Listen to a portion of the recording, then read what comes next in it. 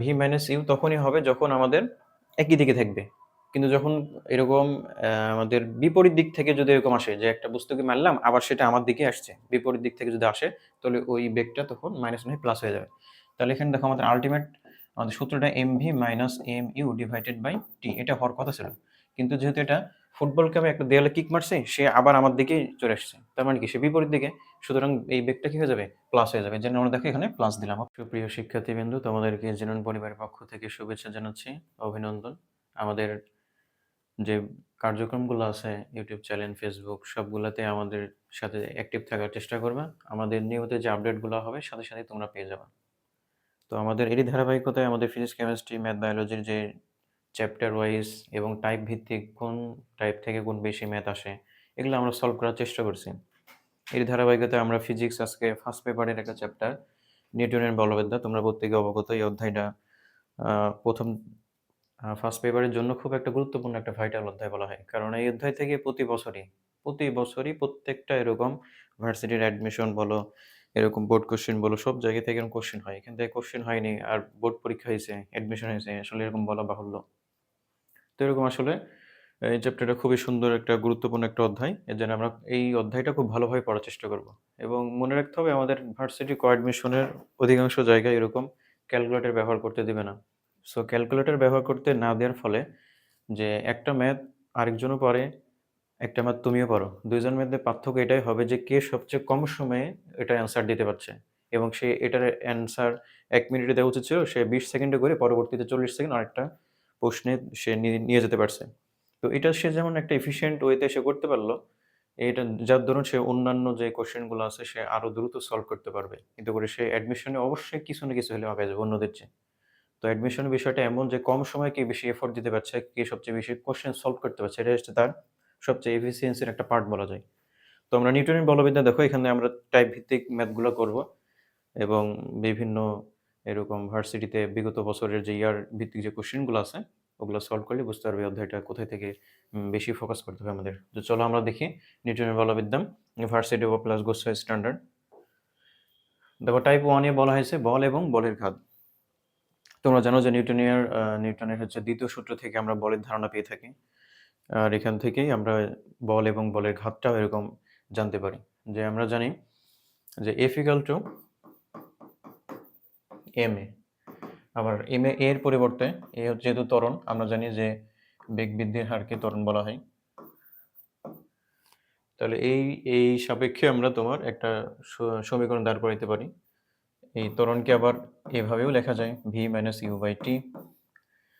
তো এটার সাথে যখন আমরা এটা এই m গুণ করে দেব তখন mv - mu divided by t। আর এই যে উপরে যে পোর্শনটা আছে এটাকে আবার ভরবেগও বলা হয়। ভরবেগকে p দ্বারা প্রকাশ করা হয়। p = আমরা জানি mv, আর যদি আদিবেগ যুক্ত থাকে তাহলে mv - mu, দুটাই কারেক্ট। তো দেখো আমরা এটার পরিবর্তে ইজিলি আমরা কি বলতে পারি যে dp, আর নিচে সময়ের যদি পরিবর্তন বলি তাহলে dt, del t বা dt যেটাই বলো, উভয় কারেক্ট। তো দেখো এটার সাপেক্ষে আমরা কি বলতে পারি যে F = dp/dt, অর্থাৎ ভরবেগের পরিবর্তনের হার প্রযুক্ত বলের সমানুপাতিক। এটা তো আমাদের নিউটনের দ্বিতীয় যে সূত্র আছে এখান থেকে আমরা এই ধারণাটা পেয়ে থাকি। তো এখান থেকে আমরা F = ma পাই। তাহলে বলের ঘাত দেখো কি, বলের ঘাত হচ্ছে ভরবেগের পরিবর্তন। ভরবেগের পরিবর্তন, তাহলে এখানে যে আমাদের টি আছে এই টিটা যদি আমি এই পাশে পার করে দিই অর্থাৎ ft = কি হবে আমাদের, এই যে আমরা এটা সুন্দরভাবে ভরবেগের পরিবর্তন লিখতে পারবো mv - mu। এখানে কিন্তু হয়তোবা মনে হচ্ছে যে একটা লাইন, কিন্তু এখানে অনেক কনসেপ্ট আছে। ভরবেগ আছে, বল আছে, শুধু আদিবেগ থাকলে, আদিবেগ শেষ বেগ থাকলে, সময় থাকলে, বল দেয়া থাকলে বিভিন্নভাবে আমরা সামনে দেখব এমসিকিউ গুলোতে আমরা দেখতে পাবো যে বলের ঘাত প্লাস ঘাত বল বা বল এরকমভাবে বিভিন্নভাবে অনেক সময় কোশ্চেন সেট করবে। তো অনেক সময় কি হয় না বোঝার কারণে আমাদের একটা ইজি একটা টপিকস আমরা যদিও ম্যাথটা পারি কিন্তু আমরা দেখা যাচ্ছে ভুল করে চলে আসি। তো দেখো এখানে আমাদের সাথে সাথে একটা টপিক, সেটা হচ্ছে লিফটে। লিফটে তোমরা কম বেশি সবাই চড়েছো। যেন লিফট যখন উপরে ওঠে তখন আমাদের যে অভিকর্ষ ত্বরণ জি, এটার সাথে আমাদের এই যে আনুভূমিক ত্বরণ এটাও তোমার এড হয় যখন আমরা উপরের দিকে উঠি, ঊর্ধ্বমুখী বল যেটাকে বলে। আর যখন আমরা লিফট থেকে আমরা নিচের দিকে নামি তখন সেটা অভিকর্ষ ত্বরণের এরকম ভেদ করে আসে, এর জন্য এখান থেকে মাইনাস করা লাগবে আমাদের আনুভূমিক ত্বরণ। অনেক সময় এরকম তোমরা জেনে থাকবা যে লিফটের মধ্যে অনেক সময় দুর্ঘটনা ঘটে, যে অনেক সময় দেখা যায় যে লিফটের দড়ি ছিঁড়ে গেছে। তো এই অবস্থায় এত জোরে ইয়াটা হয় যে ওই লিফটের দড়িটা এত জোরে সিঁড়ির নিচের দিকে আসে যে ওই অবস্থায় এও যা জিও তা হয়ে যায়, অর্থাৎ এ আর জি সমান হয়ে যায়। এমন তো অবস্থায় আমার এই যে সমীকরণ F equal to M G minus A হওয়ার কথা ছিল, কিন্তু এটাও জি হয়ে যাওয়ার কারণে জি মাইনাস জি, অর্থাৎ আমাদের নিট বল যেটা সেটা শূন্য হয়ে যায়। এমন অবস্থায় একটা মানুষ ওই সময় নিজেকে ওজনহীনতা মনে করে। এই টপিকসগুলো তোমরা অবশ্যই অবগত আছো এবং এখান থেকে বিভিন্নভাবে এমসিকিউ আসে। আহ, এই বিষয়গুলো দেখে ছোট সময় কনফিউজ করে দেয় যে আসলে কখন ওজনহীনতা কখন ওজন মনে করবে এই বিষয়গুলো। তো সামনের দিকে বের হয় এখান থেকে আরো যে ম্যাথগুলো আছে।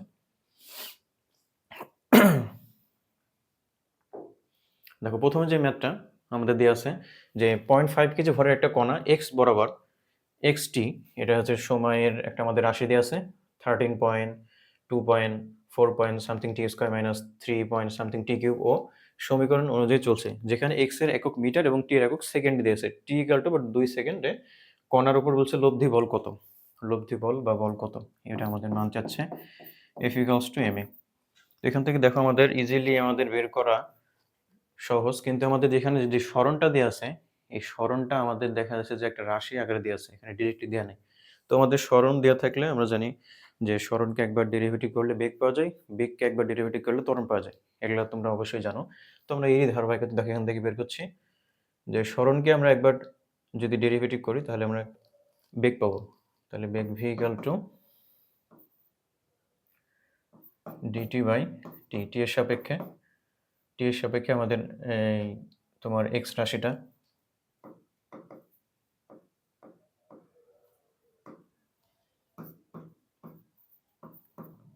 এক্স যে রাশি আছে এটাকে আমরা ডেরিভেটিভ করবো। এটাকে ডেরিভেটিভ করলে দেখো কি আসে, এই প্রথমটাতে কোনো টি নেই, এটা জিরো হয়ে যাবে। এখানে আসে তোমার 2 প্লাস এখানে আসে হচ্ছে 4, 4 আর 2 গেলে 4 দুগুণে 8, 80 মাইনাস এখানে আছে 3 তিরিকে 9 টি স্কোয়ার। তো আরেকটা বিষয় এখানে বলার বিষয় যে যেহেতু দেখো এখানে অনেক পয়েন্ট আছে, তো তোমাদের যেন কনফিউশন হয়ে যায় এর জন্য এরকম এই লেজারগুলো যুক্ত করেছে। এমনি অ্যাডমিশন এমসিকিউ এমনভাবে তোমাদেরকে সেট করবে যেন তোমরা আসলে দ্বিধাদ্বন্দ্বে ভোগো। তো আমাদের এগুলা নিয়ে আমরা কাজ করবো না, যেহেতু আমাদের মাথায় রাখবো আমাদের ক্যালকুলেটর দিবে না, সুতরাং আমাদের শুধুমাত্র যে তোমার পূর্ণ মানগুলো আছে এগুলো নিয়ে আমরা কাজ করবো, এতে করে আমাদের সলভটা ইজিলি হয়ে যাবে। দেখো এখানে সময় টি ইকুয়াল টু 2 সেকেন্ড দিতে পারতো, কিন্তু 2.0 রাখছে। তো দেখা যাচ্ছে অ্যাডমিশন এমন একটা সিচুয়েশন, এই ছোট ছোট বিষয়গুলো দেখে অনেক সময় প্যানিক হয়ে যায়, দিয়ে এরকম জানা জিনিস ভুলে যায়। তো যেহেতু তোমার ক্যালকুলেটর দেবে না, আমাদের ওইভাবে খুব এরকম সতর্কতার সাথে আমাদের এই ম্যাথগুলো করার চেষ্টা করতে হবে। তাহলে দেখো আমরা সরণকে একবার ডেরিভেটিভ করে বেগ বেগ পাইছি, বেগকে যদি ডেরিভেটিভ করি তাহলে কি পাওয়া যায় আমরা জানি, তাহলে ত্বরণ পাওয়া যায়। তাহলে ত্বরণকে দেখো ত্বরণ এ ইকুয়াল টু আমরা জানি ডিভি বাই ডিটি। তাহলে দেখো ত্বরণ যদি এটাকে আমরা ডেরিভেটিভ করি আবার, তাহলে এটা করলে 0 হয়, এটা করলে 8 হয়, মাইনাস এটা করলে 9 দুগুণে 18 টি। তাহলে দেখো আমাদের দেওয়া আছে টি এর মান কত 2 সেকেন্ড, তাহলে আমরা টি এর মান বসালে আমাদের ইজিলি এ পেয়ে যাচ্ছে। তাহলে 8 মাইনাস 8 ইন্টু টি এর মান কত 2, তাহলে দেখো 18 দুগুণ 36, 36 থেকে 8 বাদ দিলে 28 মিটার পার সেকেন্ড স্কোয়ার, এটা আমাদের ত্বরণ পেয়েছি। তখন বলছে যে আমার কি লব্ধি বল, তাহলে আমাদের বলটা কত হবে, বল এফ ইকুয়াল টু যে আমরা লিখিয়ে রাখছি বল equal to M A, M এর মান তাহলে দেখো 0.5, 0.5কে আমরা হাফও বলতে পারি, আর এর মান দিয়ে আছে এখানে অবশ্যই মাইনাস হবে -28। তাহলে দেখো আলটিমেট আমাদের মাইনাস কত -14, যেহেতু এখানে বল বলছে বলের একক নিউটন। অবশ্যই আমাদের মাথায় রাখতে হবে যে যেটা বের করতে বলবে সেটার আমাদের ইউনিটটা বসাইতে হবে, মানে একক বসাইতে হবে। অনেক সময় এমনভাবে দিবে যে সাপোজ মনে করো এখানে 14 আছে, আবার আরেক জায়গায় আছে 14 নিউটন আছে, আবার এখানে যেহেতু মাইনাস আছে তো দেখা যাচ্ছে যে এখানেও মাইনাস দিয়েছে এখানেও মাইনাস দিয়েছে। তো পরীক্ষার হল তো এমন জিনিস, দেখা যাচ্ছে ফটকের এটা মাইনাস তোমার 14 এসেছে ফটকের মেরে দিছে, কিন্তু পরে দেবে দেখছো যে আবার অপশনে -14 নিউটন, তাহলে অবভিয়াসলি এটা অ্যান্সার হবে, এটা রং অ্যান্সার। তো আমাদের এই বিষয়গুলো মাথায় রাখতে হবে যে আসলে পরীক্ষার হলে অনেক কিছু এভাবে একটা ম্যাথের মধ্যে এভাবে অনেক কিছু লেজুর থাকবে, যেহেতু আমাদের ক্যালকুলেটর থাকবে না। অনেক সময় দেখবে যে জি এর মান আমরা জানি যে 9.8, তো 9.8 নিয়ে তুমি যদি কাজ করো দেখবে যে ক্যালকুলেশন করতে পারবে অনেক জটিল হয়ে যাবে। তাহলে কি করবে, জি এর মান স্ট্যান্ডার্ড তোমার 10 ধরতে হবে। এভাবেই আমাদের ম্যাথগুলো যদি করতে পারি দেখবে ইজিলি অনেক সুন্দরভাবে যতটুকু ম্যাথ পারবা খুব সাফিসিয়েন্ট, মানে একটা ভুল যাবে না। এভাবে করার চেষ্টা করো। পরবর্তী আসো আমরা নেক্সট আমাদের এই কোশ্চেনটা দেখো, এখানে সমান্তরাল সমবায়ে যুক্ত 4টা তামার তারের সাহায্যে 6 কেজি ভরের একটা বস্তুকে খাড়া উপরের দিকে 2 মিটার পার সেকেন্ড বেগে টানা হলে প্রতিটা তারে কত টানা অনুভব করবে। এখন যেহেতু এটা খাড়া উপরের দিকে আমাদের বলছে, সুতরাং এখানে অবশ্যই আনুভূমিক জি না, এখানে অভিকর্ষ ত্বরণ জি এর বিষয়টা থাকবে। তো দেখো এখানে আসলে প্যানিক হওয়ার কিছুই নেই, যে টান বল, আমরা বল সমান এফ ইকুয়াল টু জানি এম এ, কিন্তু এটা এখন কি হয়ে যাবে, জি হয়ে যাবে।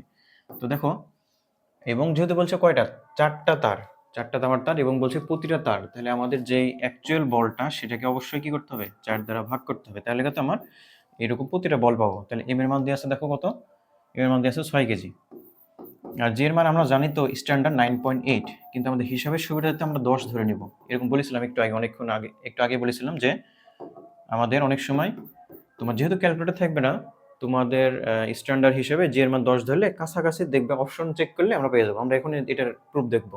এম এর মান 6, জি এর মান কত 10, আর ডিভাইডেড বাই 4, তাহলে 6 10 60, 60 দিয়ে যদি 4 কে ভাগ করো, এটা 15 হওয়ার কথা। তাহলে এখন দেখো আমরা একটু অপশনে যাই, অপশন চেক করলে আমরা দেখো বুঝতে পারছি যে 15 নাই, কিন্তু 15 কাছাকাছি সবচেয়ে বেটার হচ্ছে ওই এটা 14.7, এটা দেখো 15 কিন্তু ক্রস করেছে, কিন্তু 15 ক্রস করা যাবে না, আশপাশে এটা 2.8 মানে অনেক বেশি, সুতরাং এটা হচ্ছে আমাদের স্ট্যান্ডার্ড। এবার আসো আমরা পরে কোশ্চেনে যাই। এই কোশ্চেনটা আমরা দেখতে পাচ্ছি যে একজন ফুটবলার 0.4 কেজি ভরের এবং 12 মিটার পার সেকেন্ড বেগে আগত একটা ফুটবলকে কিক মারেছে, কিক মারার ফলে সেটা বিপরীত দিকে আবার আসছে, এত হলো। কিক মারার সময়কাল ছিল 0.02 সেকেন্ড। ফুটবল কর্তৃক বলটির উপর প্রযুক্ত বল কত? তাহলে দেখো এখন এখান থেকে আমরা প্রযুক্ত বল আমরা সূত্র জানি এফ ইকুয়ালস টু এম এ। আবার আমরা এ সমান কি জানি, এ সমান জানি আমরা V minus you by T. এটা হচ্ছে ভি মাইনাস ইউ তখনই হবে যখন আমাদের একই দিকে থাকবে, কিন্তু যখন এরকম আমাদের বিপরীত দিক থেকে যদি এরকম আসে যে একটা বস্তুকে মারলাম আবার সেটা আমার দিকে আসছে, বিপরীত দিক থেকে যদি আসে, তাহলে ওই বেগটা তখন মাইনাস নয় প্লাস হয়ে যাবে। তাহলে এখানে দেখো আমাদের আলটিমেট আমাদের সূত্রটা M V minus M U divided by T, এটা হওয়ার কথা ছিল, কিন্তু যেহেতু এটা ফুটবলকে আমি একটা দেয়ালে কিক মারছি, সে আবার আমার দিকেই চলে আসছে, তার মানে কি সে বিপরীত দিকে, সুতরাং এই বেগটা কি হয়ে যাবে, প্লাস হয়ে যাবে, যেন আমরা দেখো এখানে প্লাস দিলাম। ওকে, এখন দেখো আমরা এখন ইজিলি করে ফেলি, এখান থেকে এম কমন নিলে V plus U divided by T. তাহলে আমাদের দেখো এম এর মান কত, 0.4 দিলাম, ভি এর মান, শেষ বেগের মান হচ্ছে এই যে দেওয়া আছে এখানে 5, আর আদি বেগ ছিল দেখো, আদি বেগ ছিল 12 ডিভাইডেড বাই টি এর মান কত দিয়েছে, টি এর মান দিয়েছে 0.02, 0.02। দেখো এটাকে আমরা খুব শর্ট করে কিভাবে সমাধান করতে পারি, 5 আর 12 কত, 17, তাহলে 17 দাও ইন্টু এই যে 0.4কে আমরা দশমিক তুলে দেবো। দশমিক তুলার নিয়মটা জানো, দশমিক তুলার নিয়ম কি, যে একটা দশমিক উঠে গেলে একটা কি বসে, একটা 1 হয়, আর দশমিকের যতটা সংখ্যা থাকে ততটা শূন্য, এটা আমরা জানি যে একটা দশমিক ভগ্নাংশকে কিভাবে এরকম সাধারণ ভগ্নাংশে প্রকাশ করতে হয়। তাহলে দেখো এটা 0.4, 0.4কে যদি আমরা তুলে দিই তাহলে উপরে 4 আর নিচে 10 চলে আসলো, ইন্টু এটাকে যদি আমরা তুলে দিতে চাই তাহলে দশমিক উঠে গিয়ে একটা 1 আর পরে দুইটা সংখ্যা আছে জেনে তোমার দুইটা শূন্য হলো। এগুলা কিন্তু একটু ভেঙে ভেঙে করার উদ্দেশ্য এটাই যে তোমরা যেন ভালোভাবে বিষয়টা বুঝতে পারো। তাছাড়া এই ম্যাথ করার জন্য সর্বোচ্চ 20 থেকে 25 সেকেন্ড সময়। তো ওই লেভেলটা অর্জন করার জন্য এই ছোট, ছোট বিষয়গুলো আস্তে, আস্তে শিখতে হবে। তাহলে সময় একটু কাটাকুটি করি। 10 দিয়ে যদি এটাকে করি 10 10 এ 100, তারপরে দেখো এটা 2 দিয়ে যদি করি তাহলে 2 দুগুণ 4, তাহলে কত হয় 10 দুগুণে 20, 20 আর 17, 20 আর 17 যদি গুণ করে দেখো ইজিলি 17 দুগুণ 34 হয়, 340। তাহলে দেখো এই যে আমাদের সুন্দর একটা অপশন দেওয়া আছে 340, যেহেতু বলছে প্রযুক্ত বল কত, এত নিউটন। দেখো এই ম্যাথটা কিন্তু খুব ইজি ছিল, মানে বিষয়টা এমন যে ক্যালকুলেটর ছাড়া যখন ম্যাথগুলো করবা তখন এইভাবে যদি করতে পারো, মানে তোমার ব্রেনও অনেক শার্প হবে, যে কোনো ম্যাথ দিলে ফট করে করে ফেলবা। তো আসলে আমরা পরবর্তী কোশ্চেনগুলো দেখতে থাকি। দেখো থেমে থাকা একটা গাড়িকে একটা ট্রাক এসে সজোরে আঘাত করলো, এবং গাড়ির আরোহী মাথা পেছন দিকে ট্রাকটা হেলে পড়ে, কোন দিক থেকে সে আঘাত করেছে? তাহলে মনে করো এই আমাদের সে গাড়ি ছিল,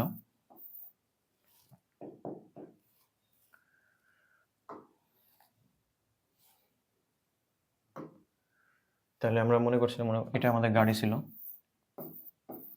এখন বলছে যে থেমে থাকা একটা গাড়িকে একটা ট্রাক এসে সজোরে আঘাত করলো। এখন এখানে মনে করো আরেকটা ট্রাক ছিল, মানে হেভি ওয়েটের একটা ট্রাক, এই ট্রাক এসে আঘাত করছে, তা গাড়ির আরোহীর মাথা পেছন দিকে হেলে পড়ে গেছে। এখন তুমি থেমে আছো, হঠাৎ তোমাকে কেউ এসে মনে করো ধাক্কা দিল, তো অধিকাংশ ক্ষেত্রে এটা দেখা যাবে যে পেছনের দিকে আসছে। কেন? কারণ এখানে হচ্ছে স্থিতি জড়তা নামক যে আমাদের টপিকসটা আছে, স্থিতি জড়তা এটার কারণে আমরা যে থেমে থাকা বাসকে হঠাৎ যদি কেউ এসে ধাক্কা দেয় বা আঘাত করে তো পেছনের দিক থেকে সে একটা বল অনুভব করবে। তো এটাই বলছে যে একটা গাড়ি, একটা থেমে থাকা গাড়িকে একটা ট্রাক এসে সজোরে আঘাত করছে। এখন ওখানে যে প্যাসেঞ্জার ছিল সে মাথা তার পেছন দিকে হেলে পড়ছে। তো এটা কেন হবে? কোন দিক থেকে তাহলে আঘাত করছে তাহলে বোঝা যাচ্ছে? ইজিলি বোঝা যাচ্ছে এখান থেকে যে ট্রাকটা ছিল সেটা পেছন থেকে এসে আঘাত করছে।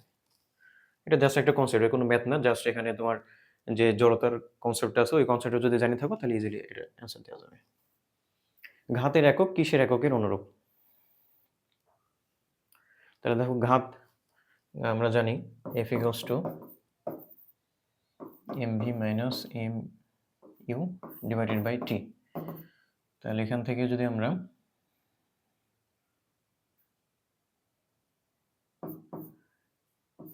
এই টিটাকে পাশে বার করে দিই ft into mv minus mu,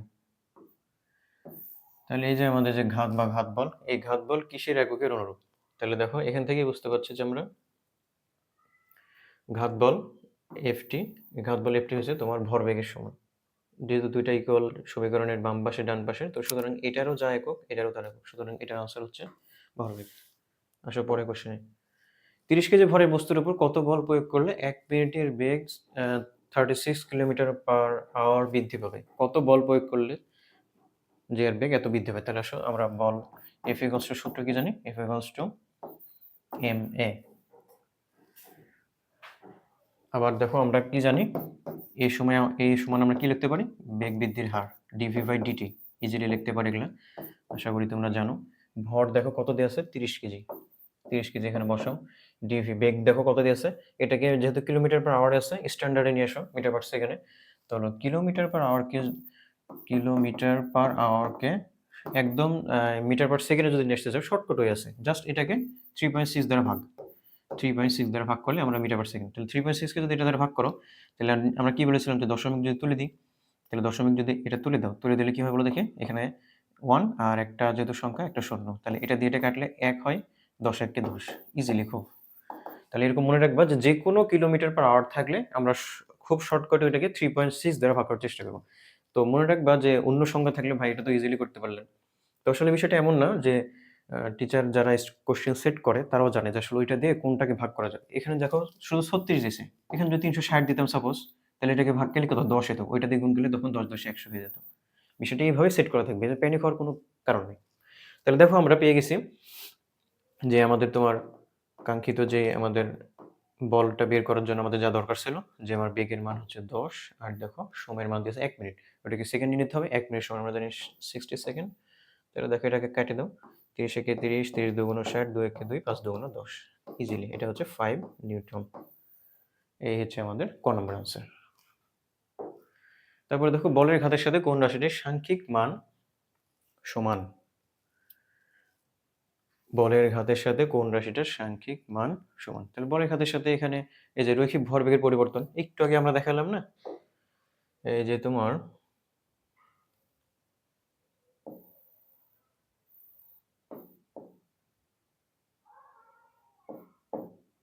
এই যে এই স্লাইডে আমরা দেখেছিলাম যে বলের ঘাত আর ভরবেগের পরিবর্তন এটা একই রকম, এটা যেভাবে কোশ্চেন আসে এই দুইটা একে অপরের পরিপূরক। তো এই আলোকে দেখো আমরা এই কোশ্চেনের আনসারটা, এই যে যে বলের ঘাতের সাথে কোন রাশিটার সাংখ্যিক মান সমান, তাহলে আমাদের রৈখিক ভরবেগের পরিবর্তন। আশা করি বুঝতে পেরেছো। পরবর্তী কোশ্চেন দেখো বস্তুর ত্বরণ এবং ভরের মধ্যে সম্পর্ক। তো আমরা এই কোশ্চেনটা বস্তুর ভর আর ত্বরণ আমরা জানি নিউটনের দ্বিতীয় সূত্র থেকে ভর আর ত্বরণের যে কনসেপ্টটা এটা আসে। তাহলে দেখো নিউটনের দ্বিতীয় সূত্র কি ছিল? আমরা প্রত্যেকে জানি F equals to ma। এখন বলছে যে বস্তুর ভর আর ত্বরণ আর ভর, তাহলে ত্বরণ a আর ভর হচ্ছে m, এই দুটোর মধ্যে সম্পর্ক। তাহলে বস্তুর ত্বরণ এবং ভরের মধ্যে সম্পর্ক। তাহলে দেখো এটাকে যদি আমি m এ পাশে রাখি আর f বাই যদি a করি, এখান থেকে আমাদের ইজিলি বোঝা যাচ্ছে f কে যদি কনস্ট্যান্ট ধরো তাহলে m সমানুপাতিক 1/a। মানে বিষয়টা এমন দাঁড়ালো যে তোমার ত্বরণের সাথে তোমার ভরের সম্পর্ক কেমন হবে? ব্যস্তানুপাতিক। দেখো এখানে আমাদের এরকম যদি মিলাতে চাও শুধুমাত্র আমাদের একটাই কনসেপ্ট মিলে, সেটা কি? এই যে খ নম্বরটা a সমানুপাতিক a ব্যস্তানুপাতিক 1/m। এখানে যেমন আমার m আসছে না, এখানে যদি আমি এটাও লিখি দুইটাই একই কথা, এ সমানুপাতিক 1/m, এটার সম্পর্ক কিন্তু ব্যস্ত অনুপাতিক। আবার যদি এখানে m তোমার ব্যস্ত অনুপাতিক 1/a লেখো, ওইটাও একই কথা। সুতরাং আমাদের এই দুইটা কনসেপ্টই রাইট।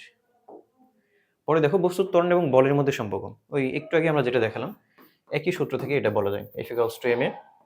দেখো বস্তুর ত্বরণ এবং বল, তাহলে ত্বরণ এটা আর বল এটা, তাহলে ইজিলি এখানে বলা যাচ্ছে যদি তুমি কোনো বস্তুর ভরকে একটা কনস্ট্যান্ট ধরো, কনস্ট্যান্ট এবং ইকুয়াল উঠে গেলে সমানুপাতিক চিহ্ন বসে, এখানে আমরা ওটা পরিবর্তে সমানুপাতিক বসালাম এবং এটা হচ্ছে এ বসালাম।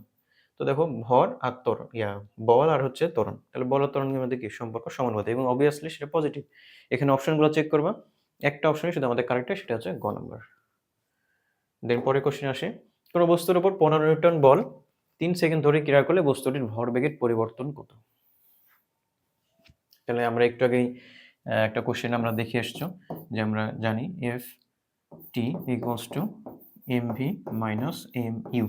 তোমাদের চাচ্ছে যে বস্তুটির ভরবেগের পরিবর্তন কত, তাহলে বস্তুর ভরবেগের পরিবর্তন যে এটা ইকুয়ালস টু কি দেওয়া আছে? F T. তাহলে এফ এর আর টি এর মধ্যে দেখো অবশ্যই মান দেওয়া থাকবে। হ্যাঁ, এই তো এফ এর মান দেখো 15 আর টি এর মান 3 সেকেন্ড, তাহলে 3 15 45।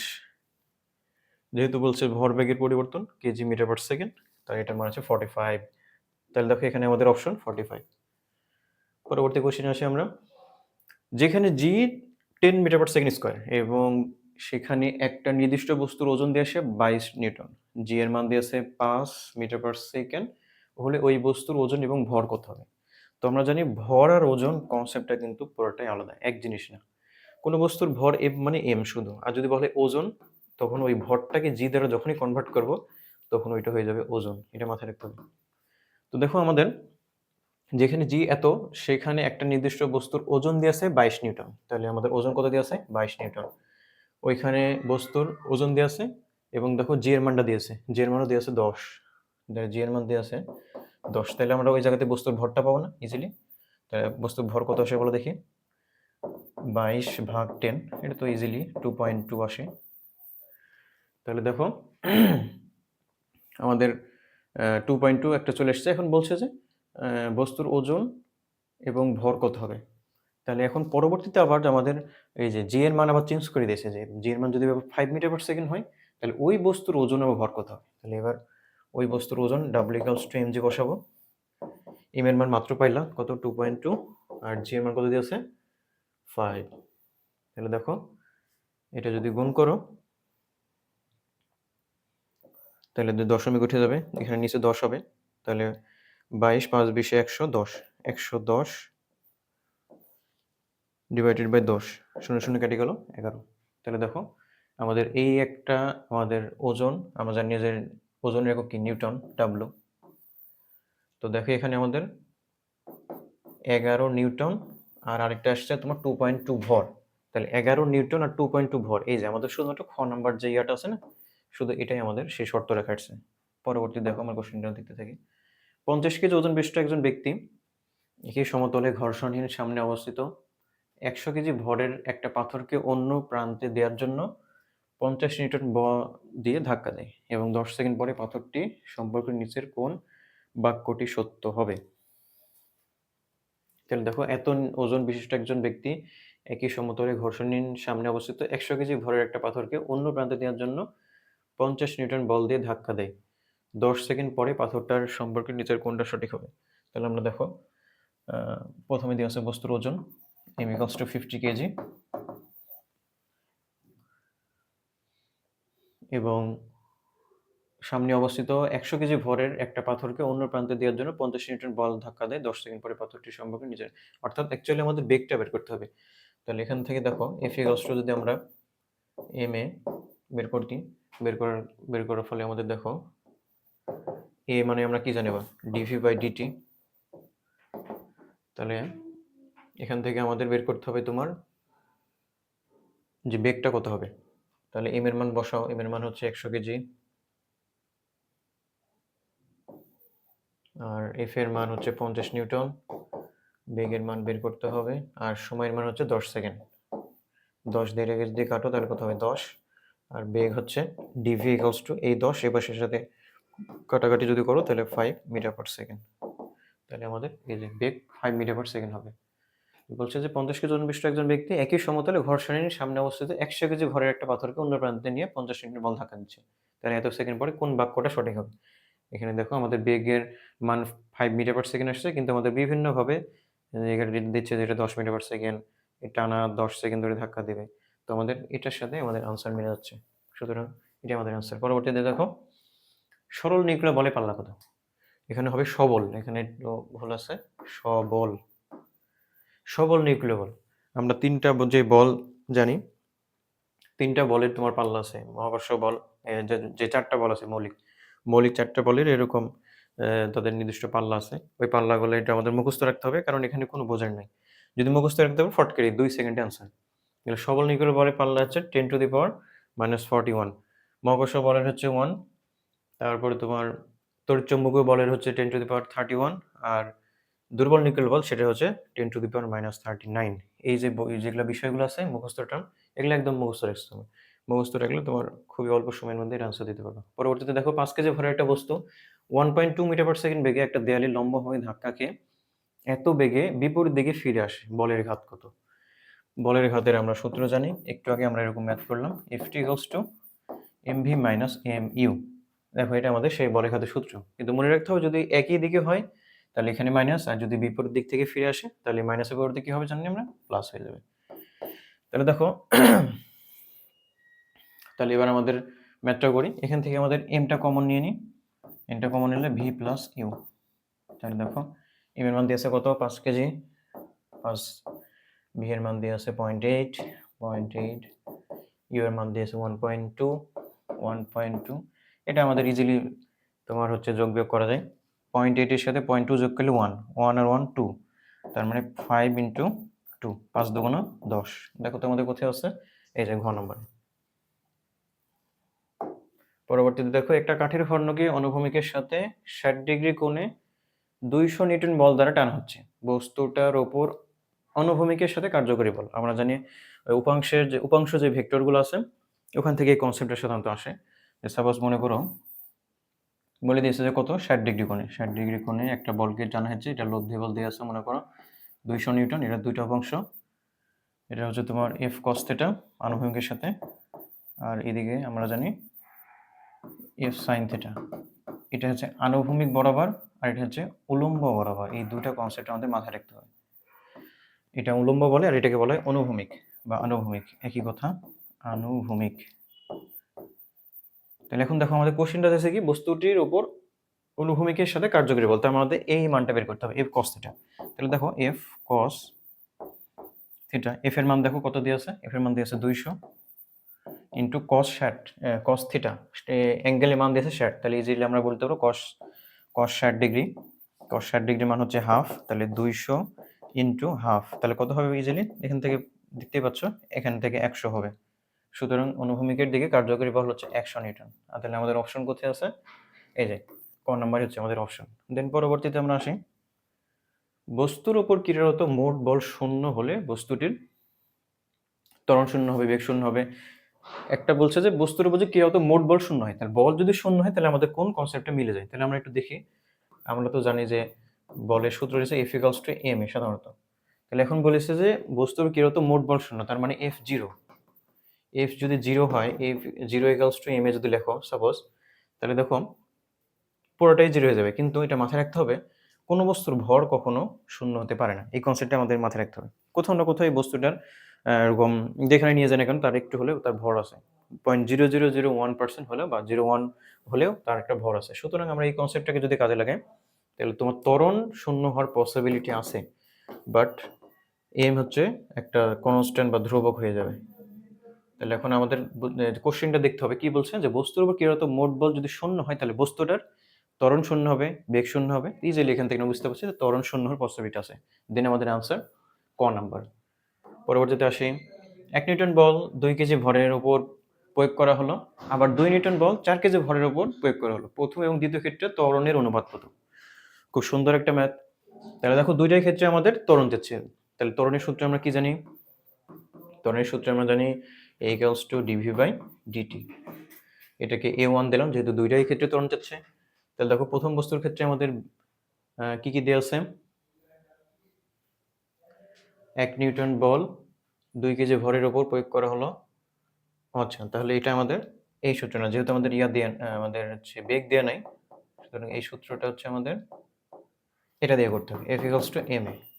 তোমরা জানো যে ত্বরণের অনেকগুলো সূত্র আছে। এটা আমাদের যে ডাটা দেয়া থাকে ওটার উপর বেস করে আমরা লিখে থাকি। সুতরাং F equals to ma যেহেতু আমাদের নিউটন মানে বলের মান দেয়া আছে। তাহলে ইজিলি এখান থেকে এর মানটা বের করো। F/m। তাহলে F এর মান দেয়া আছে আমার কত? F এর মান 1 নিউটন। 1 ডিভাইডেড বাই m এর মান 2। তার মানে এটার মান হচ্ছে তোমার 1/2। আর হচ্ছে পরবর্তীতে যদি আবার লিখি A2 এর ক্ষেত্রে সেম F2/m2। তাহলে দেখো F2 এর মান দিয়েছে 2 নিউটন।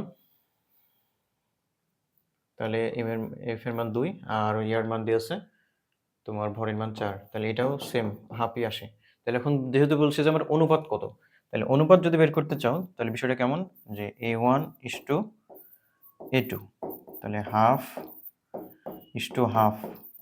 মানে বিষয়টা এমন যদি তুমি হাফ দ্বারা গুণ করে দিলা বা হাফ দ্বারা ভাগ করে দিলা, হাফ দ্বারা যদি ভাগ করে দিই সেম একই ইকুয়াল করার জন্য, তাহলে বিষয়টা কেমন হয়ে যাবে যদি হাফ দ্বারা করি ভাগ করি 1:1। এটা হচ্ছে আমাদের স্ট্যান্ডার্ড। তাহলে দেখো এটার সাথে আমাদের কোনটা মিল আছে?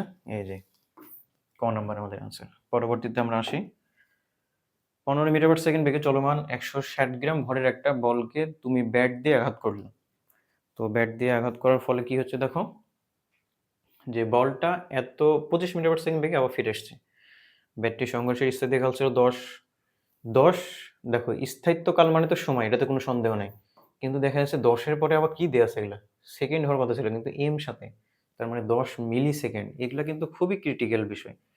অ্যাডমিশনের পরীক্ষার হলে বসছো, দেখবে তো তুমি তো মনে করছো 10 সেকেন্ড, ফট করে বসায় 10 বসায় দিছো, দেখবা ওটারও অ্যান্সার আছে এখানে। আবার এখানে যে সামনে এম ছিল মানে মিলি সেকেন্ড। তার মানে 1 সেকেন্ডের 1000 ভাগের 1 ভাগ, বিষয়টা এমন। তাহলে এইখানে একটা মস্ত বড় ভুল হবে যদি এম এর মান t=10 বসাও। সুতরাং দেখো তুমি গড়ে কত নিউটন বল আঘাত করেছে। তাহলে দেখো আমরা করি সূত্রটা ম্যাথটা F equals to ma। এ সমান আমরা জানি v minus u by t। তাহলে mv minus mu divided by t। তাহলে দেখো আমরা এই ম্যাথটা করার চেষ্টা করি। যেহেতু এখানে বলছে যে এত বেগে চলমান এত ভরের একটা বলকে ব্যাট দিয়ে আঘাত করার পরে বলটা এত বেগে ফিরে আসছে, তার মানে এই যে একটা বস্তুকে আমি মারছি একটা বেগে, আবার আরেকটা রিটার্ন আরেকটা বেগে আমার দিকে চলে আসছে, আবার বিপরীতমুখী হওয়ার কারণে আমাদের মাইনাসটা কি হয়ে যায় আমরা জানি প্লাস হয়ে যায়। তো আসলে দেখো আমরা মানগুলো বসাই।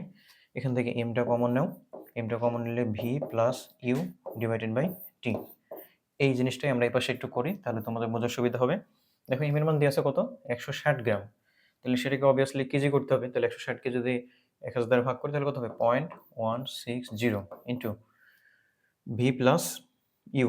তো ভি এর মান কত দেখো? ভি এর মান দিয়ে আছে 25 আর ইউ এর মান দিয়ে আছে 15। একবারে বসালাম, তাহলে 25 আর 15 করলে হয় 30, 40। 40 ডিভাইডেড বাই, দেখো নিচে টি ছিল আর টি আমাদের দিয়ে আছে মিলি সেকেন্ড, তার মানে 10 ইন্টু 10 ইনভার্স 3, এটাকে বলে মিলি। তাহলে দেখো এটাকে আমরা খুব শর্টকাট ওয়েতে কিভাবে আমরা করতে পারি।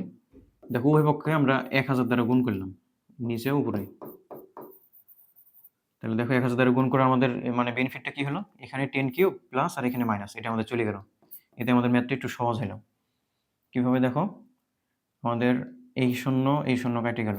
তাহলে আমাদের উপরে কি আছে? উপরে আছে 160 ইন্টু 40 ইন্টু একটা শূন্য কেটে গেলে 100। এখন দেখি এখানে কিন্তু আমরা পয়েন্টটা ধরি নাই। তাহলে আমরা জানি পয়েন্ট উঠে গেলে নিয়ম কি? একটা পয়েন্টের জন্য 1, যতটা সংখ্যা ততটা শূন্য। দেখো 3টা শূন্য এসছে। এই শূন্য, এই শূন্য, এই শূন্য, এই শূন্য কেটে দাও, এই শূন্য, এই শূন্য কেটে দাও। দিন শেষে আমার থাকে কি 160 ইন্টু 4। তাহলে 4 ষোলো কত? 64 না? 64 আর শূন্য। একদম ইজি কনসেপ্ট, ইজি ক্যালকুলেশন। এভাবে চিন্তা করবা তাহলে সহজ। এত নিউটন। তাহলে দেখো আমাদের অপশন চেক করো। অপশনে এই যে লাস্টের নম্বর, পঞ্চম নাম্বারটা আমাদের হচ্ছে অ্যান্সার।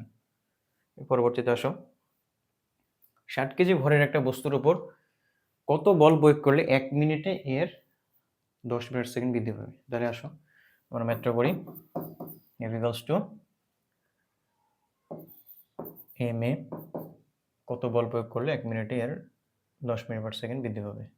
তাহলে এবার দেখো এখানে বেগও দেওয়া আছে, আবার টিও দিয়েছে, কিন্তু ত্বরণ নাই ডিরেক্ট, আবার চাচ্ছে বল। তার মানে ইজিলি আমাদের এই কনসেপ্টটা এখন কেমন হবে? D V by D T.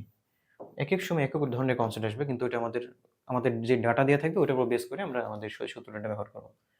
তাহলে দেখো এম এর মান দিয়ে আছে আমাদের 60 কেজি, বেগের মান দিয়ে আছে 10 মিটার পার সেকেন্ড, আর টাইম তো টি দেওয়া আছে 1 মিনিট, তাহলে 60 সেকেন্ড, 60 কেটে গেল, আলটিমেট আমাদের অ্যান্সার 10 নিউটন। দেখো আমাদের অপশন চেক করো, এই যে ঘ নম্বরে।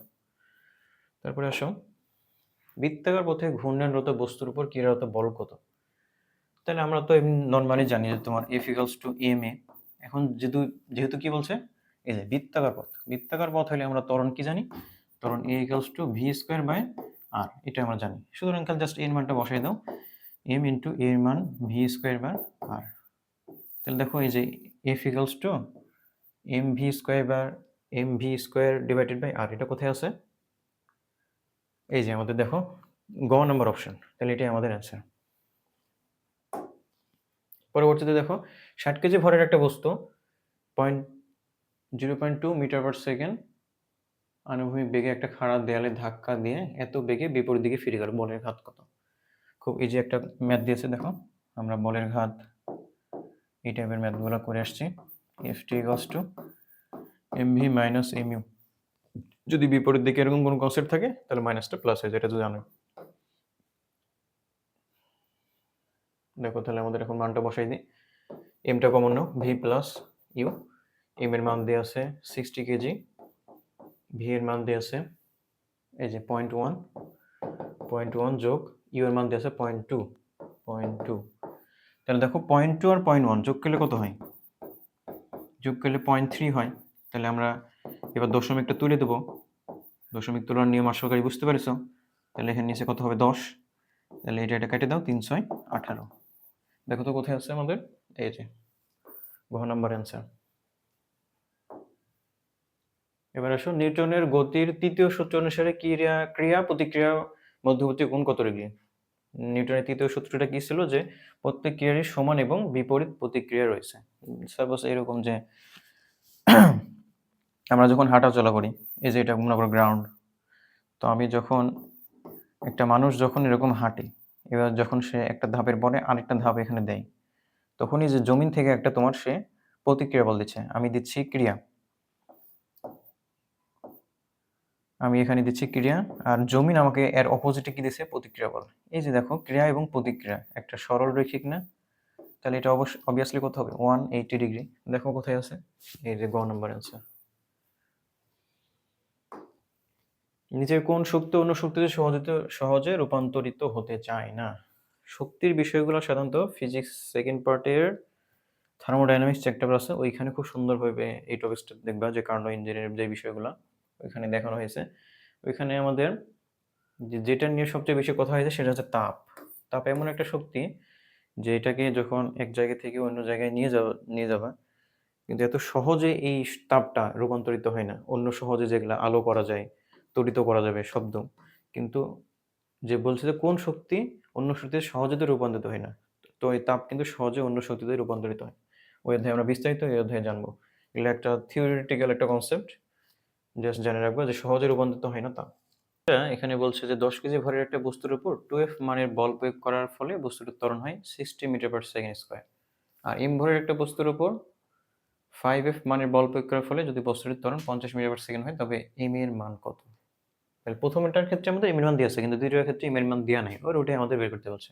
তাহলে দেখো আমরা জানি F equals to ma, প্রথম বস্তুর ক্ষেত্রে দিলাম, দ্বিতীয় বস্তুর কত দিয়েছে? দ্বিতীয় বস্তু হচ্ছে 5F, তাহলে 5F, আর নিচে এখানেও ma দাও, দেখো ইজিলি এখানে এফ চলে যায়।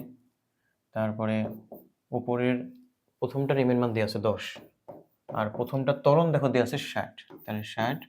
পরবর্তী এম বস্তু আমার এমটা দেওয়া নাই, ওইটাই আমাদের বের করতে হবে। পরবর্তী এম ইন্টু পরবর্তী বস্তুর আবার ত্বরণ দেওয়া আছে, ত্বরণ দেওয়া আছে 50। তাহলে দেখো আমাদের ম্যাথ শেষ, খুবই ইজি। এখানে এই শূন্যগুলো কেটে দিই, এখানে 5 দ্বারা যদি কাটি, 5 দুগুণে 10, এলে 6 দুগুণে 12, 12 বাই এম, এদিকে আছে 2/5, আর গুণন যদি করি 5 12 60 আর 2m, তাহলে আলটিমেট আমাদের m কত আসে? m ইকুয়ালস টু 60/2 30, তাহলে m এর মানে আমাদের 30 কেজি। দেখো কোথায় অপশন আছে, এই যে আমাদের ঘ নাম্বার অপশন। এখানে আমাদের দেখো ঘাত বলের মাত্রা কি এটা বলছে। তাহলে আমরা জানি ঘাত বলের সূত্র ফর্মুলা একটা যেটা আছে F2 = mv মাইনাস mu, এটাকে আরো শর্ট যদি করতে চাই ডেল ভিউ লেখা যায়। তাহলে এখন যেহেতু বলছে যে আমরা ঘাত বলের মাত্রা কত, তাহলে ঘাত বলের মাত্রা দেখো, আমরা আগে বেগে আসি। বেগ ভি সমান কি লেখা যায় আমরা জানি s/t।